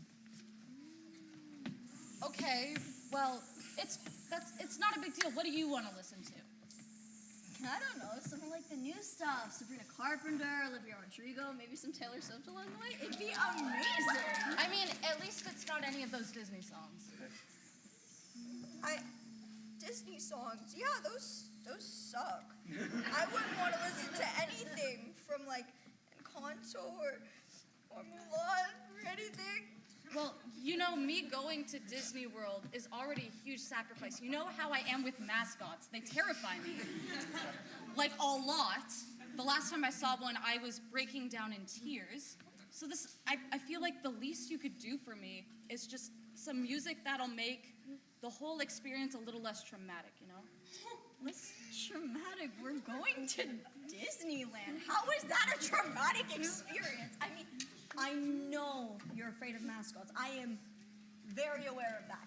But, I mean, we can still have lots of fun. I mean, these are the characters that you grew up with, and if we play Disney songs, then you'll be more used to them, you know, because it's what we grew up. It's what we grew up with. Damn it, Kendra, you always do this. You make it about you. You turn everything about, and you try and manipulate me. Every time. Every single time. This is boiling over. Manipulate you? How do I manipulate you? It doesn't matter. All that matters is you're doing it again. And you always do it. And I ask you one thing. This does not have to be a huge argument, 30 Kendra. seconds, 30 seconds. But you know what? You're always right, aren't you? So we can listen to whatever you want. Whatever I want. Whatever you want. I hope this trip is just as amazing as you had hoped it would be. I want to listen to what you want to listen to and what I want to listen to. I want to make a conjoined playlist so that we can both have our way. We can both have something we like. Whatever, Kendra.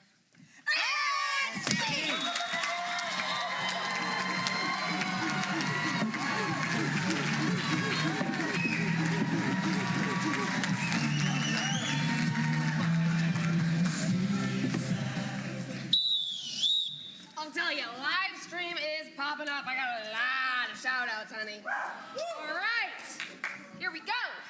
Shout out from Canuncle, sending love to all the players. You all rock. Hoping this donation puts you over the top so we get to see a coach's scene. Go Canterbury!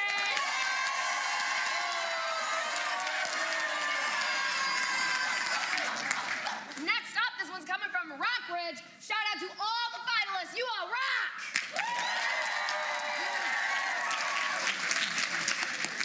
And this one's coming at you from Sheila Rogers. Go Canterbury. Love you, Rachel.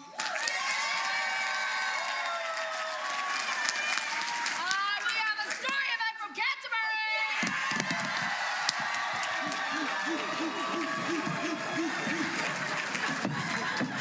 Hello, everybody. My name is Jesse from the Canterbury Improv team, and for our story event, we're going to be asking for a real movie title, such as Zootopia or Jaws.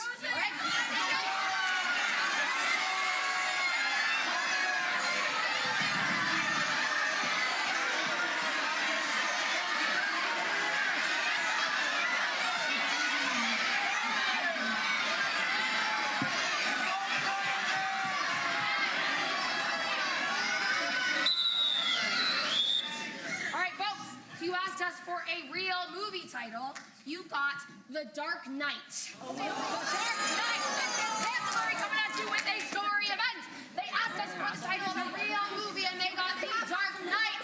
And we're going to see that scene on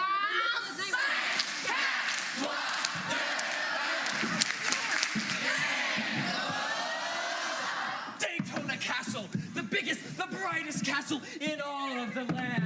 Here there were stars, beautiful bright lanterns, and all the bricks were pure white. The castle glowed in the dark. Anyone who was traveling from afar could see it and stay there for refuge in a dark, cold night. The owner of this castle was a charming man, the White Knight who rode a white horse named Whitey. Oh, Whitey, It's so fun being this bright. I feel like we're sunshine. The White Knight was always there for anyone who was in need. He went around in the dark finding people who were cold in the dark night to try to help them in his castle. Please, sir, it's so cold out here. Do you have a warm place to stay? Oh, of course. I have a love seat right inside my castle. Oh, thank you, thank you, But the Dark Knight, or the Light Knight, had one thorn in his side, and that was the Dark Knight. The Dark Knight was a warrior dressed in all black, someone who rode a horse named Horse. And he sought out to undo everything the White Knight was doing. White Knight, we finally meet. For too long, the people of this kingdom have enjoyed your lightness and warmth. I cast an evil spell upon your castle, sending it into darkness and cold. Oh my gosh! My fur's turning brown! Whitey, no! My armor is rusting! The castle is losing its glow! If the castle were to lose its glow, then all of the poor people inside would be without a home forever. Oh, it's so cold in here now. So cold? White Knight, what shall we do? Oh, ladies and gentlemen of the court, I don't know, but you know, maybe it's time I visit my father, Wizard Whitebeard. If I go find him, maybe he has a spell that will stop my armor from rusting, start Brownie turning back into Whitey, and maybe then we can glow again. Yes, sir, yes. The White Knight jumped on his now gray horse and rode into the dark forest, searching as best as he could until he finally found it, a cave with an opening of light. Who is there? Oh, Wizard Whitebeard, I mean, Daddy. Hello, sonny boy. What is it now that you need more money for those poor people? Whitebeard Wizard did not like the White Knight because he strayed away from magic in search of politeness and helping others. The White Knight needed to commit to something if he was going to get his father's help. He needed to turn away the lifestyle he built and turn back to magic like his father wanted. Look, Father, if I join the magic industry as you would want me to so, would you please turn my beautiful castle back into a glowing castle and get rid of the Dark Knight forever? They really mean that much to you? Absolutely. Then sure thing, sonny boy. Whitebeard Wizard walked out of his cave for the first time in millennia and quickly found the Dark Knight, and a confrontation arose. Dark Knight. Oh, old Whitebeard, we meet again. You have been undoing my sonny boy's work, and that is not okay with me. 30 seconds. They had a fierce battle. Knight versus magic. Metal versus old-timey magic. Horse versus even more magic. But finally, through a hair-tangling spell of his white beard, the Dark Knight was defeated. Thank you, Daddy. And you've made the whole castle glow. I will submit and join the magic industry now. And so, thanks to this battle, all of the poor people were returned to their beautiful and warm castle. And the castle grew so brightly they didn't even need the White Knight to help them anymore.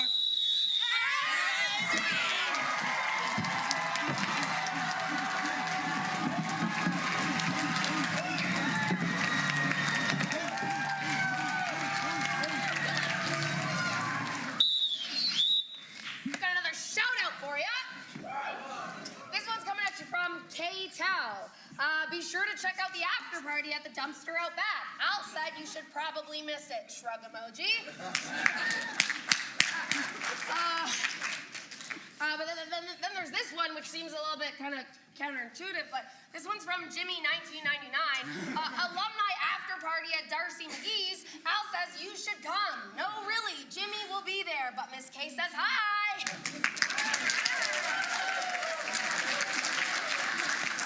And then from Owen Woods, shout out to Owen Woods. Save the world, do improv. I hope we all have the confidence in ourselves that Owen Woods obviously does.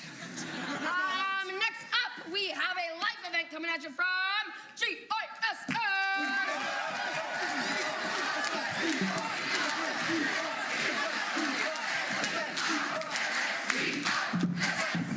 Hello, my name is Lulu from GISS, and for our life event, we'd like an object, like a quilt, a camera, or a pair of Crocs. Give me an object.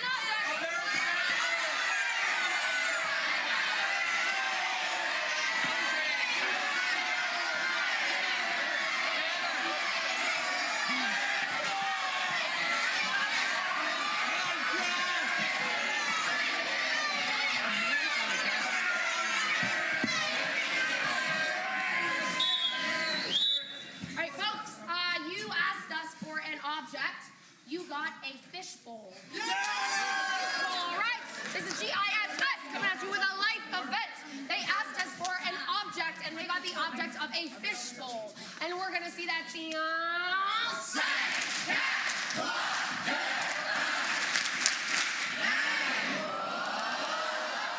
I am because you are, because we are. For my English project last year, I did a documentary about fish farming. And I was actually talking about this today with my team. And it's something that's really important to me because on the West Coast, salmon are a keystone species, which means a lot of other things rely on them. For example, when they go to the ocean, they bring back nitrogen, which helps the trees grow. And if they go extinct, then all the trees will be smaller and our forests will... It's just not a good thing, guys. So please educate yourselves. There's so many things that you can do, and the thing I love about learning about fish farming and trying to stop it is that it's something small enough that a lot of people can have or can give real change to it. Alila? Yeah? I made you a poem, and you know that I'm not good at writing, so don't look in too deep into those words. It's beautiful. Thank you.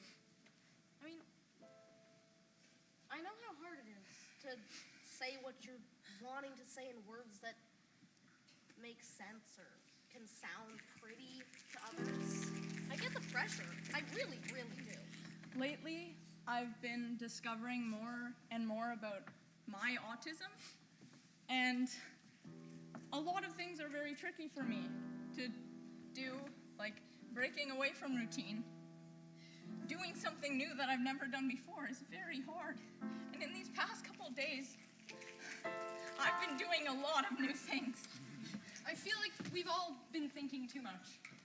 Will you guys just sit with me by the river, outside, in nature, and just put your palms on the ground, and just be.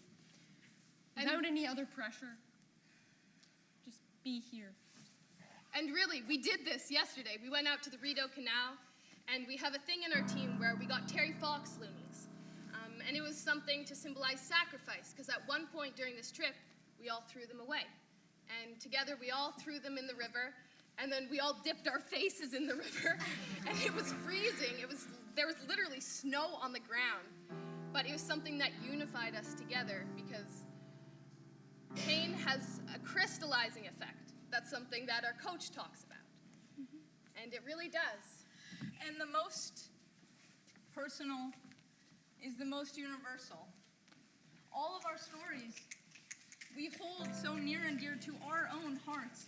But I love that through improv we can share our unique stories. That's another thing we learned from our coaches. The only person you need to live with is yourself. You know, nobody else's expectations matter. As long as you're making yourself happy and making yourself proud. That's what's most important. And love is the willingness to let somebody 30 seconds, be in your 30 life seconds. and to live with them. You know, we're up on this stage and we're trying to think of stuff that makes sense or sounds good, but when we started this, we decided we were gonna come on the stage tonight and make ourselves feel joy. It just doesn't matter. It just doesn't matter. It just doesn't matter. It just doesn't matter.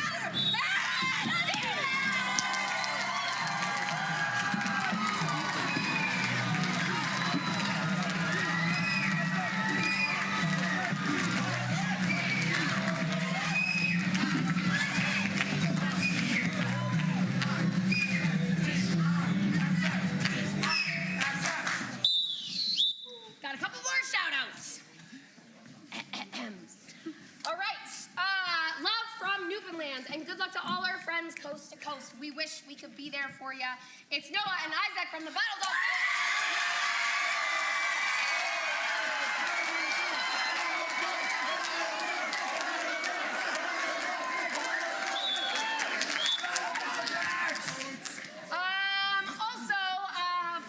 CIG volunteer, sending so much love and energy to you all tonight. CIG is the greatest joy, and the moments and memories made here will be treasured forever. Wishing we could be there with you to celebrate the tournament. Lots of love and laughter from Emily, George, and Alfred. It's Emily O'King!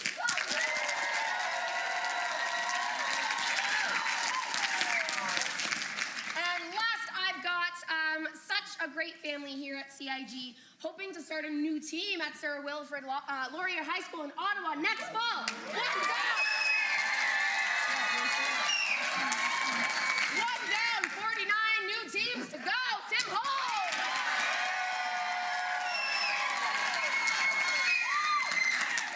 All right, next up, I have a style event, and it's coming at you from Harry Ainley.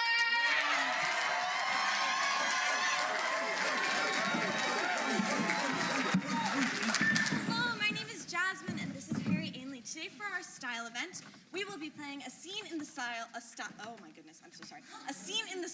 of a Dr. Seuss. Our Dr. Seuss scene will include rhyming, made-up words, and we hope that you'll learn a lesson. Now, for our suggestion, could we please have a made-up word, such as glorp or pulchritudinous, which is a real word, but sounds like it shouldn't be.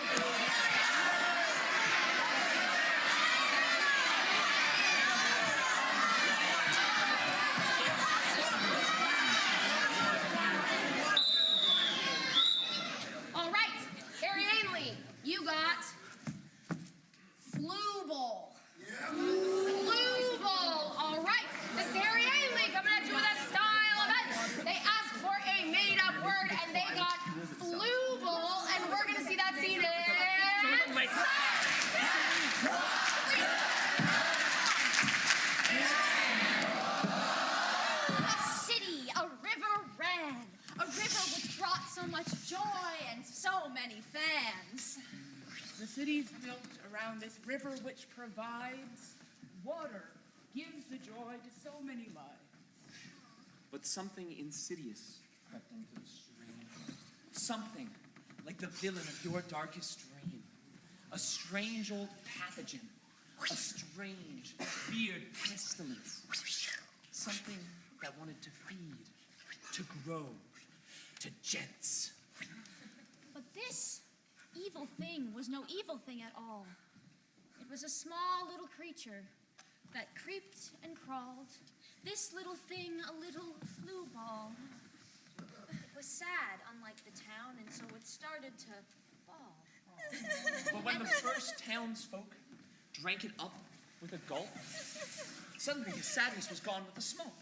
He was happy inside, but the sadness expulsion caused of the tears quite a revulsion. And in the tears, water coming from their eyes was the pain and the hurt from our little guy. And it from their eyes into the next river, and it brought to the next town the same sad quiver. And town after town, the flu ball expanded to the north, to the west, to the snow and the sanded. And as they drank from this river of tears, their hearts were filled with empathy and fears. And they realized that caring felt good. Although it was bittersweet, caring was what they should. For I have been alone so long, they think I'm weak. My sadness is strong. But with us, things are not so bleak. Flu ball, please tell us of your sadness, and let us hug you and rejoice and have gladness. It's okay to express your emotions and okay to be you, for you are unique, and that is just what is true. And as this went down throughout every town, the tears dried up and rose from the ground. They went up in a cloud which formed in the sky, and this cloud let out a soft, bittersweet cry. And now day after day, where the rivers still run, sometimes they're bigger, sometimes we think they're done. But no matter the size of the river that flows, everyone has a place to share all their woes. And as a river goes on and on, some emotions are good and some are a little on. But as long as you are not alone, you no longer have to be sad all alone. So remember, dear reader, the tale of Flueball. A little guy with big thoughts who stopped feeling so small.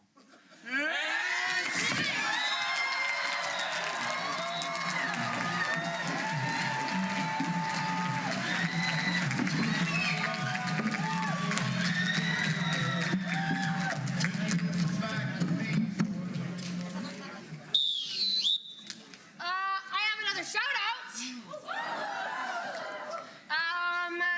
So proud of you, Katie. Go East Side from Dad and Kate.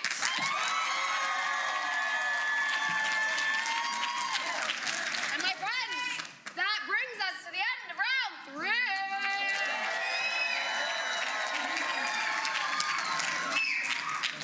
Now, before we head on into round 4, I want to introduce to you a very special person within the Canadian improv games.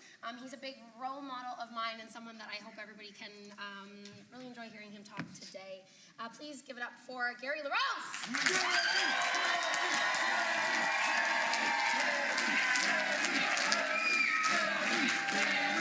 Good evening, everyone. I'm going to try to make this snappy but still pay homage to the reason I'm out here. It is my great pleasure year after year to come out and to introduce the concept and the explanation of the Johnson Hart Award. Jonathan Moretti was one of my improv mentors. He was one of the founders of the game. He was the commissioner of the games when we were on YTV in the past. We would not have our play-by-play commentators that we have this evening if it was not for Johnson. Johnson was a man who was larger than life, physically, emotionally, and he had a unique ability to come and watch every night of play and to zero in on that one scene, that one line. It may not have been the biggest joke, but it was impactful. And he would find you later on at the party or in the hall or something like that, and he'd take you aside and he'd just say, hey, I noticed that, I valued that, you really made a contribution. And in that 5-10 minute conversation, which I was lucky enough to receive once, you feel your world just expand. Johnson's Hart Award is dedicated to the people that get it. And it's hard to talk about that in a room full of people that get it, but before you got it, you didn't get it, right? That's Johnson.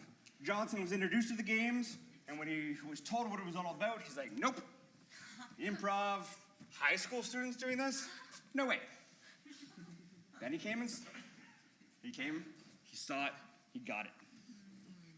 So in the spirit of people like that are the bedrock of a team, of a region, we dedicate to the memory of Johnson Moretti the Johnson Hart Award each year.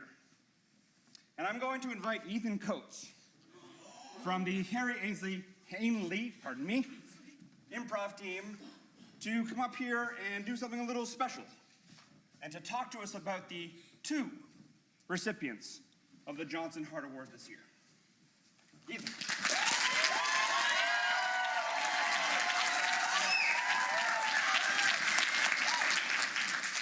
I was gonna do a whole I'm gonna pull the cover off. There's 2 of them. But that's fine. Sorry. These things happen. I have been so unbelievably fortunate to have been able to spend 3 years with a couple of students that I've had. They were the baby grade 10s when I very first started full-time improv coaching. Well, full-time, you know. When I started doing it all the time, and they've grown so much together. I saw immediately in them, even before I knew their names, that they were special, that they held so much love, so much care and dedication to the craft, not only making themselves better, but wanting so much to improve the area and the people and the community around them, and I really do believe that they've made something so special and so lasting, not only at Harry Ainley, but to the entire Alberta improv community. So I'd love nothing more than to call Edward Bennett and Annika Schoenhardt.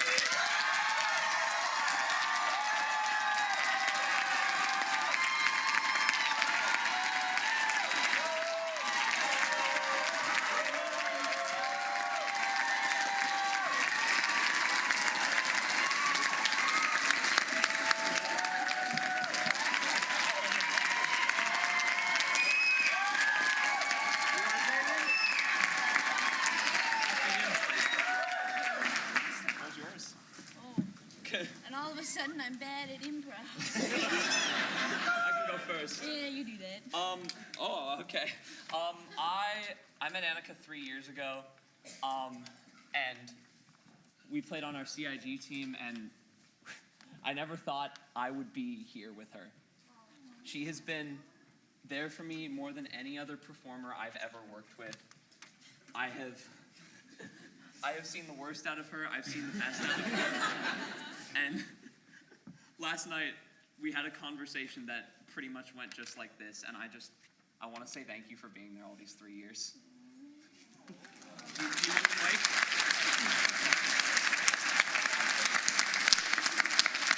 There are times when I have hated Edward, but there are a lot more times when I've loved the balls off of him. It's like I've never met someone who just gets it on stage, who can be my opposite and can understand what I love so much about this sport and this art, and just go into it so boldly and so unapologetically and can do all the crazy things that I and he wants to do. And I'm so happy that I get to be on this stage with you.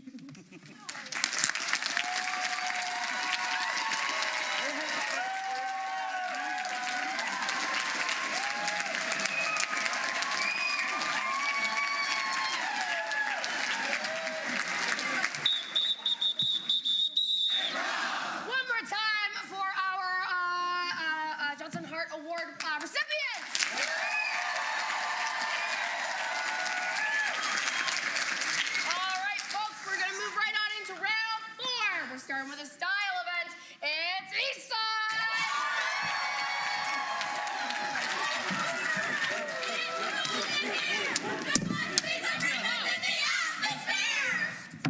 Hello, I'm Cass, and for our style event, we will be playing in the style of a fan fiction blog. For those of you who don't know, a fan fiction blog is where writers of all different levels post their work to an online platform, either editing or expanding beyond an original canon in a particular fandom. Our conventions for this style include the use of your name, author's notes, trigger warnings, and reader's comments. And today we are asking you, our frankly stunning audience, for a well-known character, such as Wonder Woman or Big Bird. Naruto!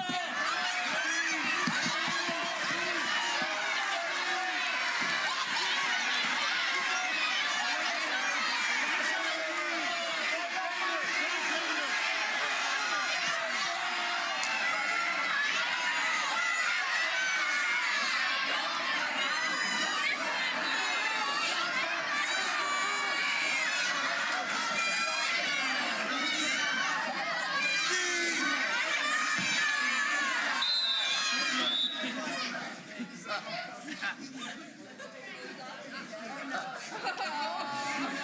I'm scared.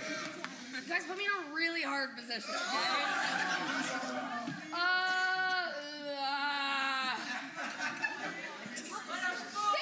Take your time. All the time you need.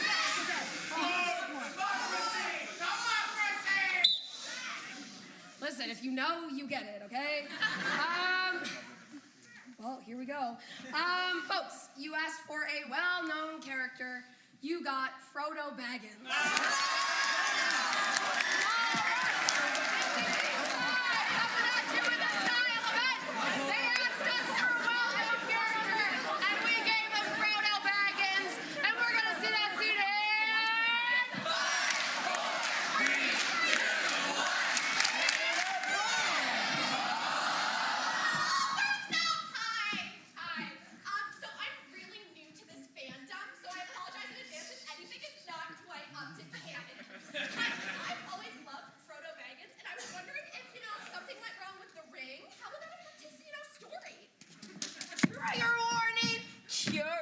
Looks. Trigger warning, my precious.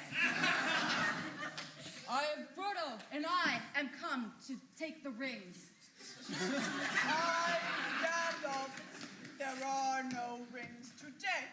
They have been stolen. What does she mean by that? I mean, the whole thing, it's Lord of the Rings, not Lord of the Stolen Rings. Perhaps one of you know about my stolen rings. Did you take it? I need to find the rings if you're going to take them. Reader's comment! I just think this would affect Frodo way more. I mean, isn't the ring thing like his whole thing? I want to see that.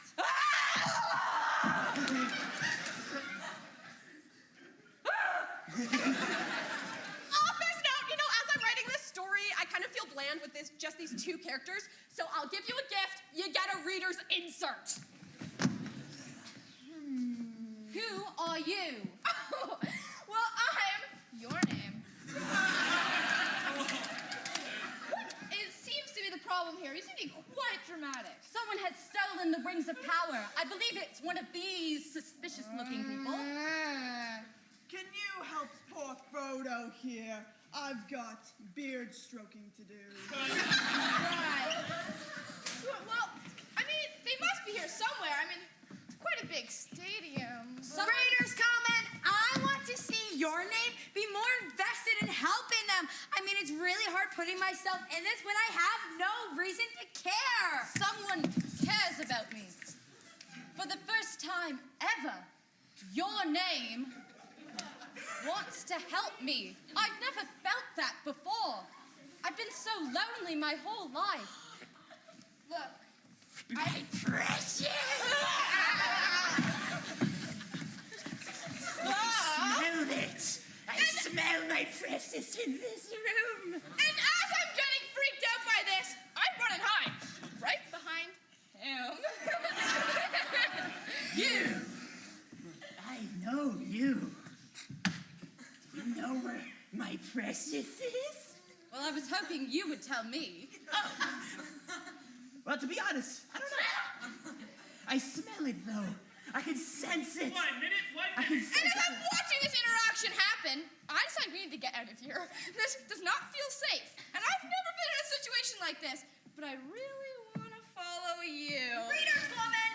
This is Lord of the Rings. Where are the rings, people? What is happening? I have never seen this series before, but I feel like that's the only thing I should care about. You use your ring-sniffing abilities to find it. I think it's one of the checkmates that have taken it. It's you have taken my precious from me. 30 seconds, 30 seconds. You! Right there! Hand it back! And as this happens, I realize the rings isn't what matters. It's the new, more than a friend that I made along the way.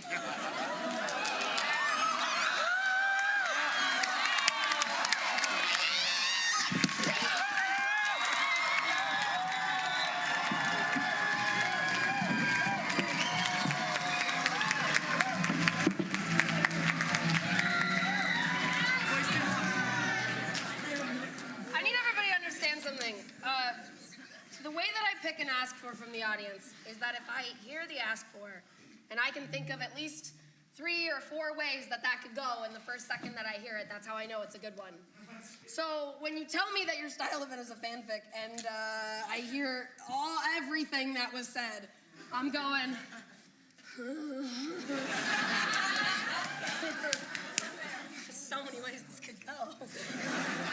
Not that I know anything about fanfiction. Anyways, we've got a theme event from Luther!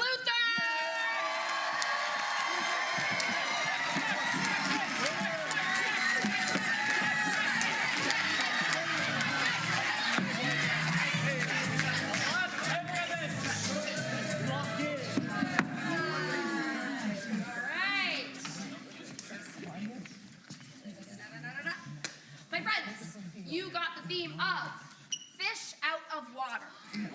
Fish out of water. This is Luther coming at you with a theme event. They asked us, or they picked one of our fireflies, and they got the theme of fish out of water. And we're going to see that scene in... 5, 4, 3, 2, 1. Global warming! Oh no! I'm melting! The carbon dioxide! The rivers of British Columbia, surf flood, the salmon up the streams. Oh, global warming evaporation. Salt Spring Island is underwater! All because you wanted plastic bulbous straws instead of cardboard ones! And so, the water levels went down and down and down. And the earth dried out. Until a singular salmon was left. Magikarp. See, Magikarp was useless. He could only use splash. But there was no water. What would he splash? But just like the red planet of Mars, where there was oxygen, there was life. The oxygen binded to the Magikarp and became Gyarados! Through ATP synthase! He was a monster, just like Donald Trump. Hello, everybody. Yes. After not being able to run again, Donald Trump had to be president of Mexico. So I can't believe I'm here. It's not real. Sir. This can't happen. Sir, I thought we were building a wall, not switching. Well, you know, I always have the best ideas after a little flip-flop. The mining has killed the fish. I'm so sick of winning. But did you say money? That's fetching. I love money. Mr. Trump, buenos noches. The people of Mexico, like low-key, kind of hate you. I wonder why. I'm the most lovable person there is. I don't talk to women.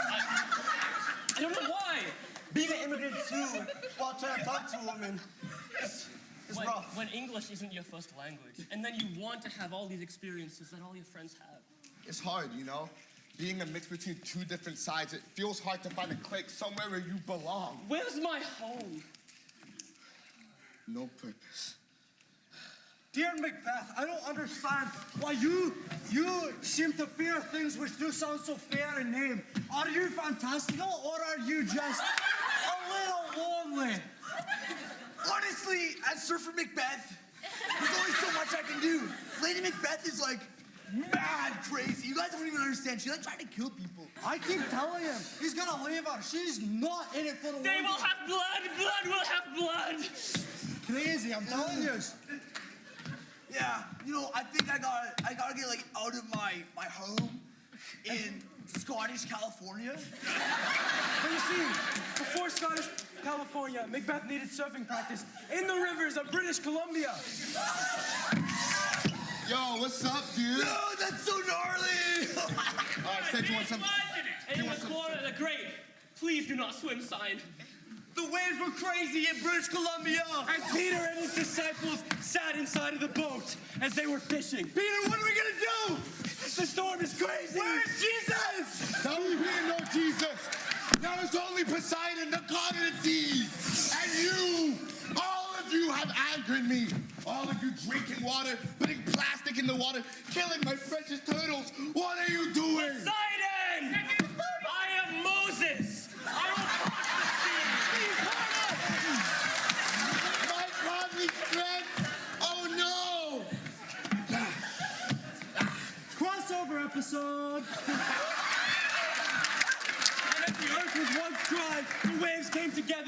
and filled the ocean once again. The Adriatic, the Atlantic, the Mediterranean. It all had life. It was all flourishing. Where the salmon could fly. And see!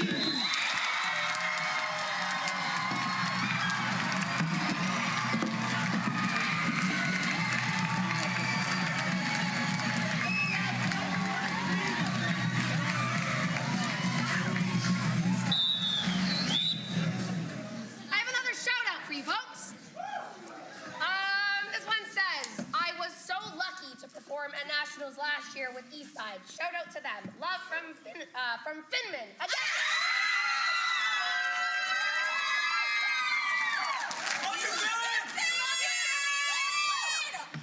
Next up, I have a life event, and it's coming at you from Canterbury.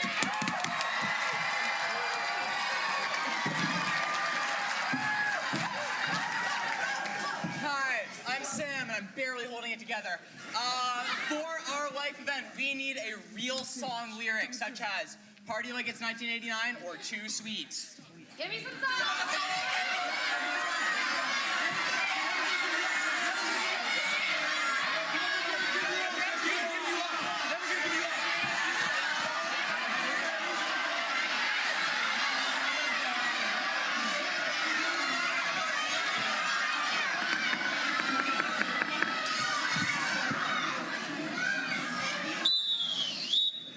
Folks, you asked us for a song lyric, and you got "C'est la vie." C'est la vie, all right. This is Canterbury coming at you with a life event. They asked us for a song lyric, and they got "C'est la vie." And we're gonna see that scene in...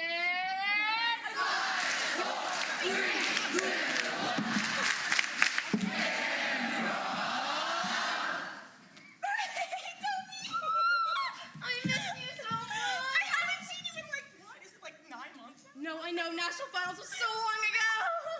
I can't believe it. I know. How have you been? Oh my God, my life's been crazy. I was just like in Egypt, and then I went to France. Whoa, oh my God. 19 in 2 countries already. That's crazy. Yeah, I have so many more places to go. I'm running out of money, but you know, whatever. I'll figure it out. It's all Flight 2041 with entrance to Toronto Pearson will be boarding in 5 minutes.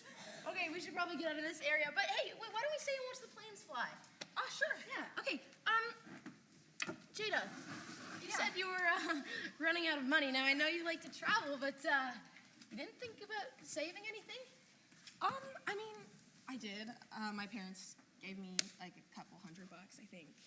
That's all I need. Okay. All right.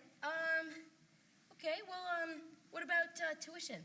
I thought you were gonna go to school next year and finding a place. That's a lot of money. A couple $100 is gonna cover like, I don't know, a milk carton and a couple of eggs.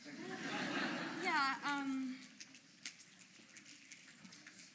Toby, I didn't want to say this to you. I dropped out.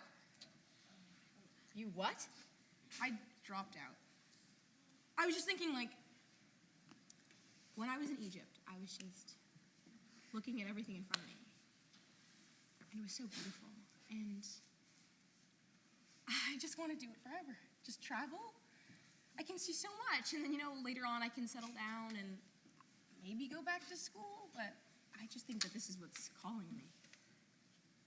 Okay, Jada, we've been friends for a really long time. I've known you through elementary school and high school, and you used to be a huge homebody, and now all of a sudden you have a travel bug? I don't think you can consider that a lifetime achievement to just keep traveling anywhere. You gotta save. Think about your finances. Like, I love you, and I'm so excited that you're gonna stay with me for the weekend, but, I mean, you can't stay with me forever, so. Wow. I didn't think that you felt that way. I don't know, I thought that you'd support me through this. Or... Everyone else I told, they think it's a great idea. I mean, it's cool. It's cool, but I mean, I don't know, I grew up always really stressed about finances. I mean, I opened a checking account when I was 12, and I didn't open it until I was 18. I mean, I know we kind of had different lifestyles growing up, but I mean, saving money is really important. I mean, about to go into my second year at McGill, and I'm working 3 jobs, getting money from my parents, getting money from my grandparents, and you know I got that birthday money stacked in the savings. 1 minute, 1 minute. But don't you think that's so terrible? I would just hate to live that way.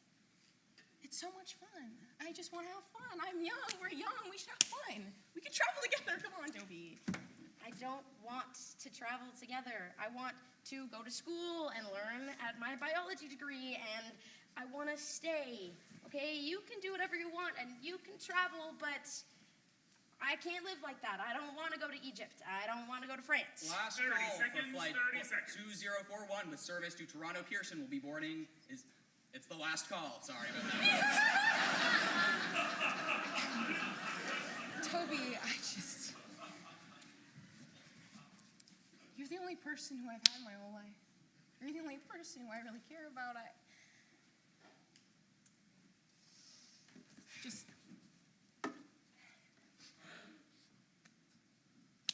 Maybe I should just go.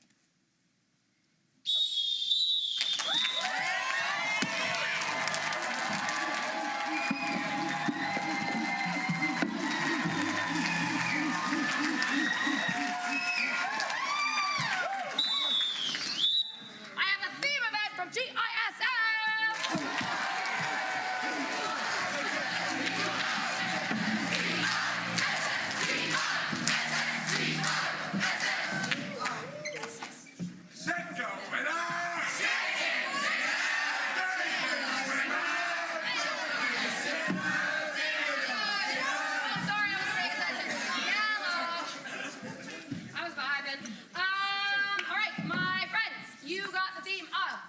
Snake in the grass.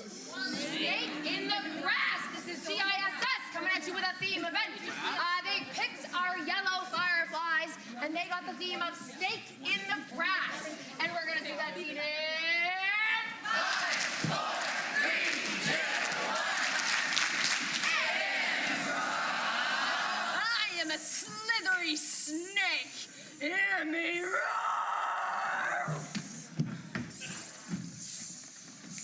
Honey, come help me plant the geraniums.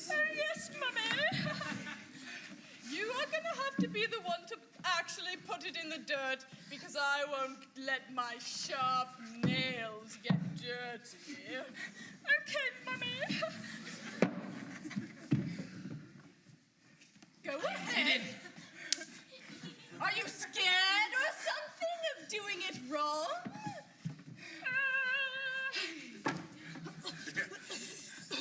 No! He found a rubber glove. In the glove was a strange inhabitant. Hello! There was a head with 5 snake arms out of it. This was Medusa's brother. Medusa! And when he looked at you, you turned to jelly because he was just so hot.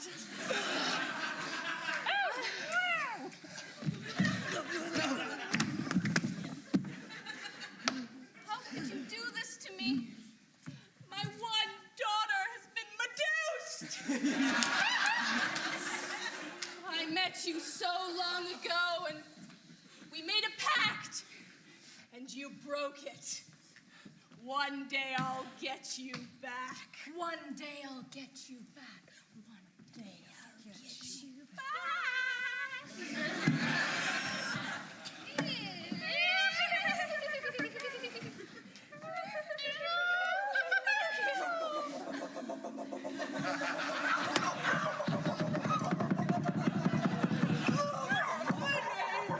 Jerry, and I'm a landscaper. Every day I mow the lawn of the St. Peter's Field to make it crisp and clean for the soccer players. My favorite day is Sneaky Wednesday when all the snakes come out and I get to chop them all up to make a yummy little stew. Let's see that recipe. In the stew, a bubbling mix of carrots, peas, and rubber gloves.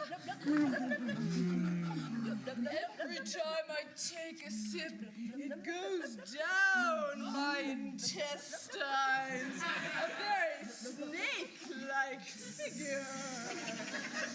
1 minute, 1 minute. Medusa! I want to have a staring contest. Producer, I never thought you'd ask, but I have a little secret weapon. It's an old lady that happens to be a landscaper who's been waiting for this very moment. Oh, I can be both at the same time. And I'm holding a mirror, and I'll look at you with one eye, so no matter what, I win! Sneaky like a snake? I always got my rake. When I go to the grass, you know I'm gonna get it all out! The grass! I'm gonna mow it all! And when you see the grass, it will fall!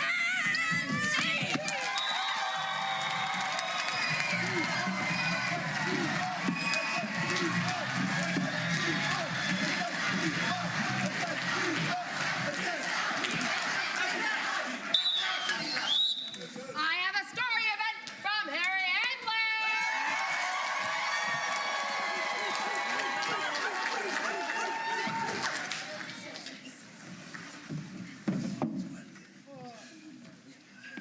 Howdy. I'm Edward from Harry Ainley, and for our story event, we are going to be presenting you a story in the style of a musical ballad. How that's going to work is we're going to tell you the story of a hero, though not necessarily a conventional one. And we're going to do that through musical narration and some acting on stage. Is our sound check good? Oh yeah, we're also going to dedicate this scene to our teammate who couldn't make it to this tournament. Her name is Grace, and we hope she's watching at home.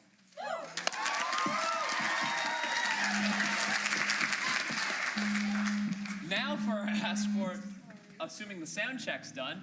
Yeah, we're good. Beauty. Oh, wait.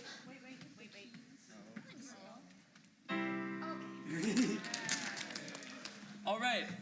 So for our ask for the fourth time, could I please get an adjective noun pairing that you would hear a ballad about?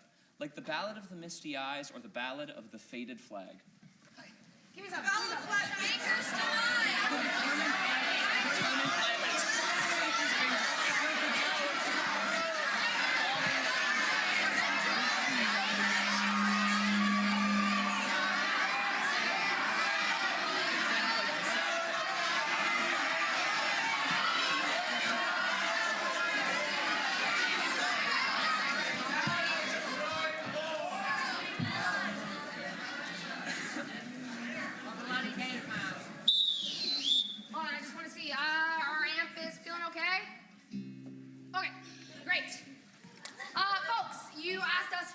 To write a ballad about. You got Shining Stars. Shining Stars! This is Harry Ainley coming at you with a story event. They asked us for something that they could write a ballad about, and they got Shining Stars. And we're gonna see that scene in... 5, 4, 3, 2, 1.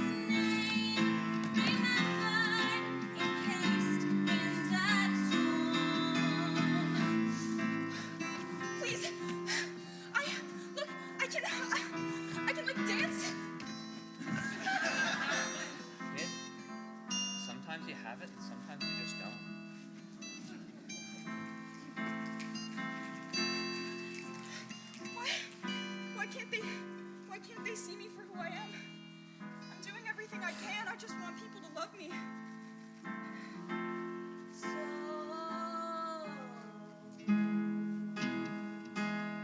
He walks down that boulevard,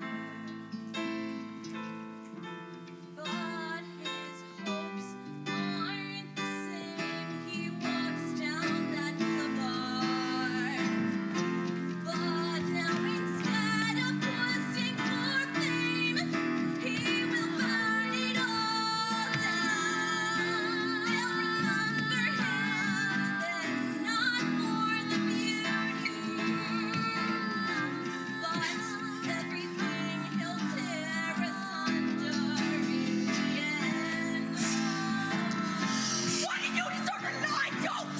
Everything I do, I'm just trying to be seen! Please!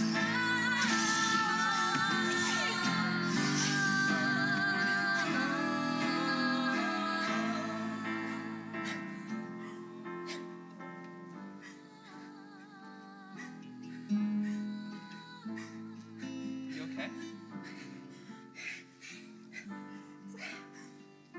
I'm invisible. I just want to be seen, and I just want to be loved. And I see everyone who's famous, everyone who has their name in the stars, everyone who has people stopping them on the streets and taking photos of them. They all love them. Who do I have? I don't have it. I don't even have myself. 1 minute, 1 minute. For a start, you got me. In the charred remains of Hollywood Boulevard, a friendship is made. Each one of these stars, they may have lived life shining bright, but they were alone. You've done what they never could. Yeah, you got me. 30 seconds, 30 seconds. Let's get out of this place. Though their names are not encased in stone, their friendship is known. We sing this ballad to remember. Their friendship will be remembered.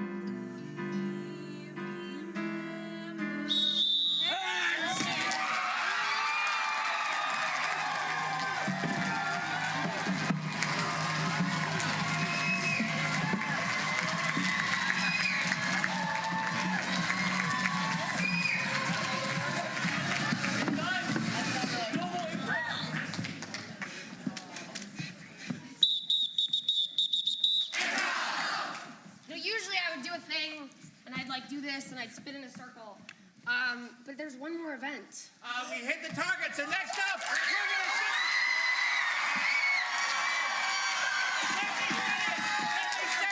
Next up, we're gonna see a theme event from the coaches!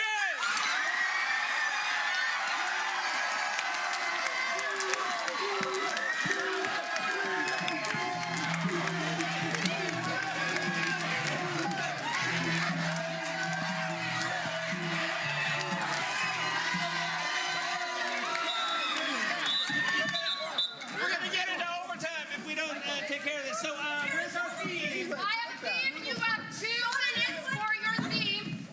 And your theme is... And our coach went to the bathroom. Yeah, Jason Donaldson needs to be it.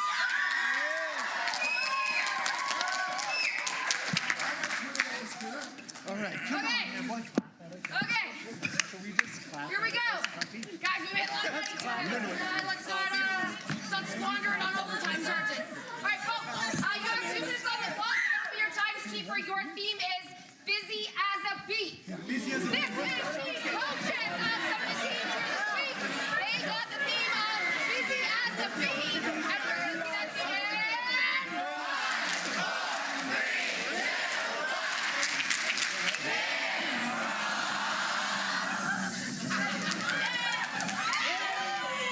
The Beehive, we run equality. Our system of government ensures that all bees get equal access to honey at all times. Bring me my regurgitated Holly, I think.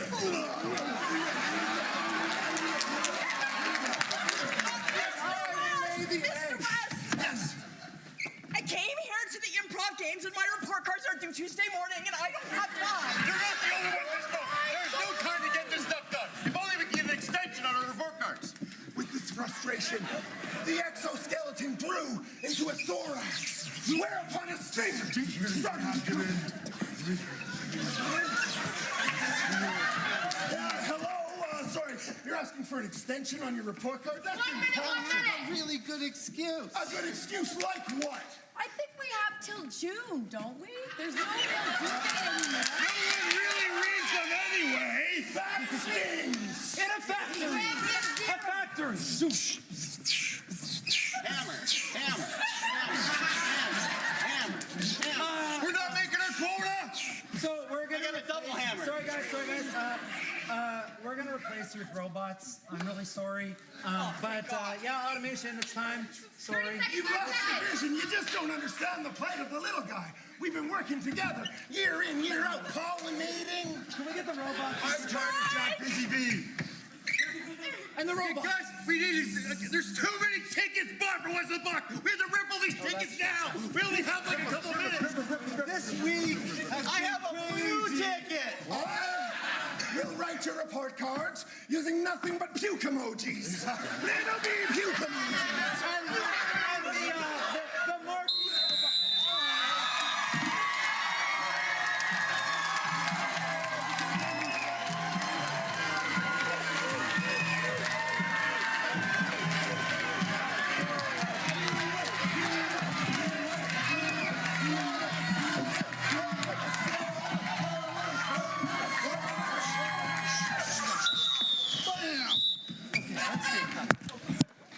Let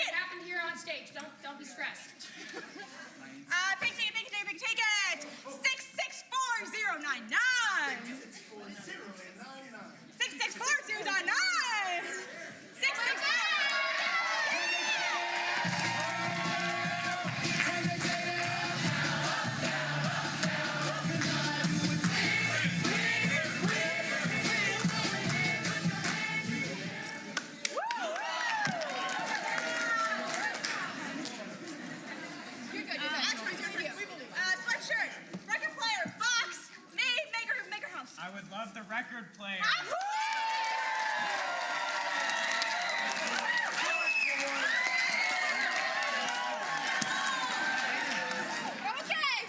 Okay, red ticket. We got 00137.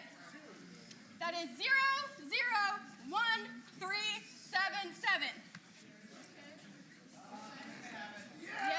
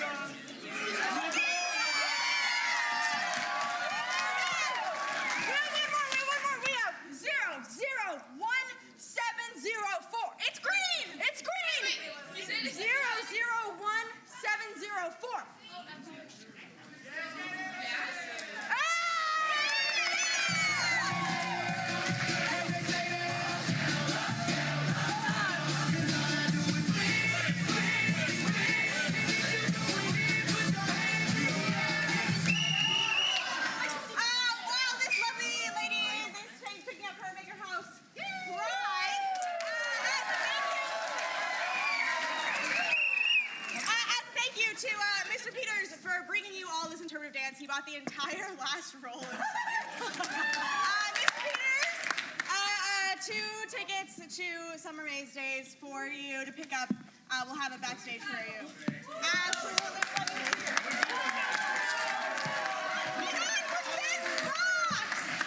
All right.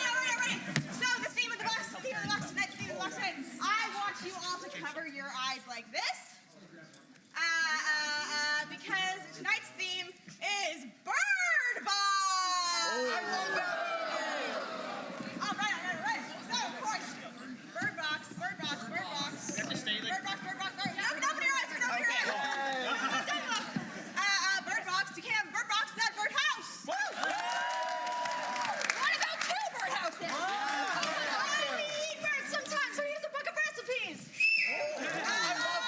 Birds love the sun and the flowers! You know who loves bird watching? 30-year-old woman! So here's a book for 30-year-old women! Canadian geese migrate to Mexico in winter, and wouldn't you like to migrate to Mexico too this winter on CIG's dollar? Yeah! Well, dream on, princess, because we have a piece of styrofoam! It's not just a piece of styrofoam. And you see, this says love life. I have a sign that says laugh often, and I have a sign that says live well. They're a trio. Live, laugh, love! You know what birds love? Fish. Here is half a fish, because maybe a bird ate it. Here you are. Birds are fun, and you know what else is? A really small piece of bubble wrap. It's a good one. Clock, but like imagine if it was and it had a bird coming That'd be pretty out. That'd be pretty cool, right? And to go with all of your birdhouses, here's a bird candle. And to go with your bird candle, here's another birdhouse. And to go with your birdhouse, here's a frog salt shaker. You know what birds live in trees, and trees make maple syrup. Here's maple syrup made by our volunteer's friend. Not local, but you know. That is a donut Hot Wheels.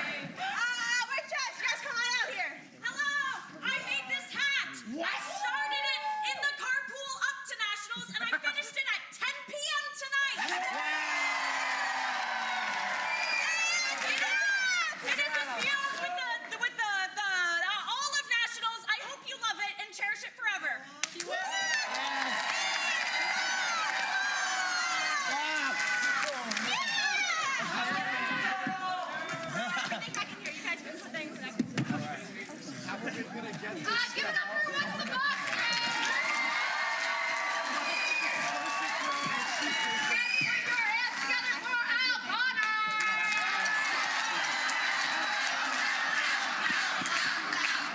I just again want to say thank you very much to all of the participants, the coaches, the parents, the sponsors, the National Arts Center. Again, if you go to improv.ca, check out our digital playbill. There's some more information about all of those individuals.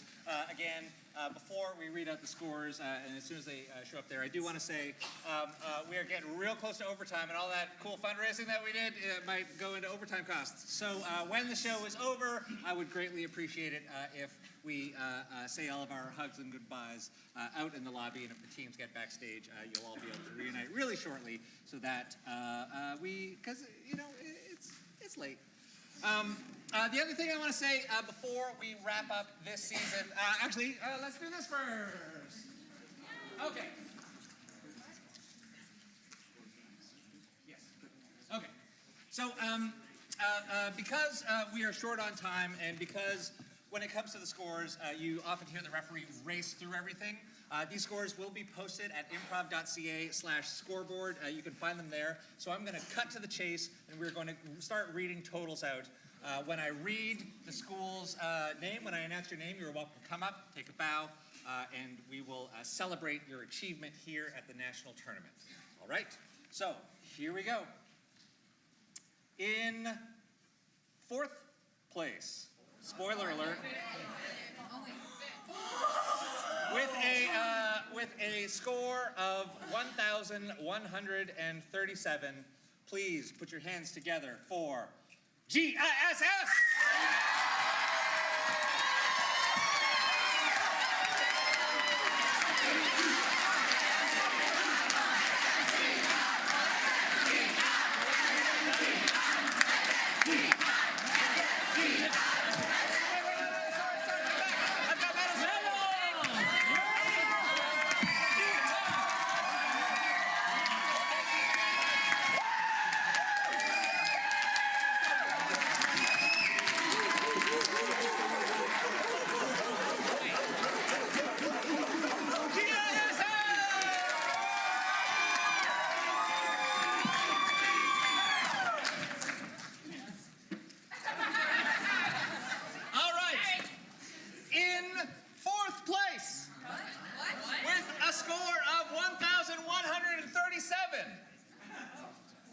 It was a tie. Okay.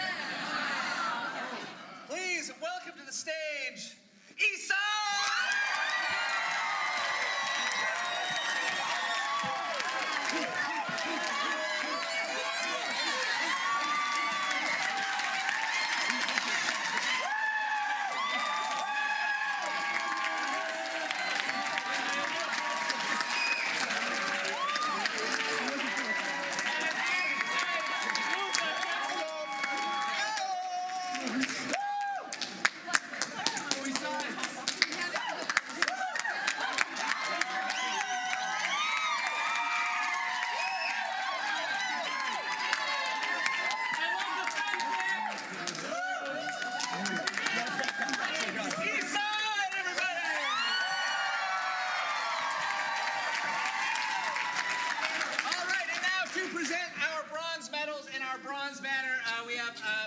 And Lucy Me, everybody. Third place with a grand total score of 1,192. Please put your hands together for Harry Ainley.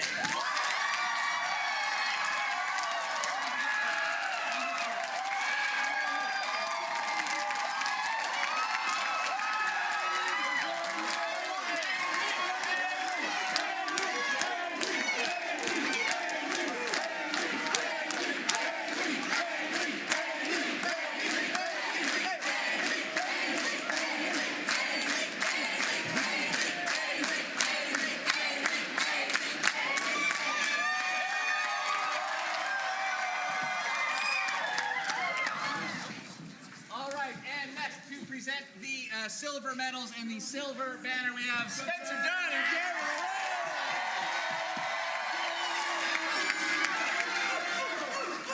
obviously, when I read out the second place recipient, we will know who's in first. But of course, we want to give all of our love and support to the fantastic team that came in second. It's been so close. Thank you all so much. So with a total score of 1,233, please give it up for Luther.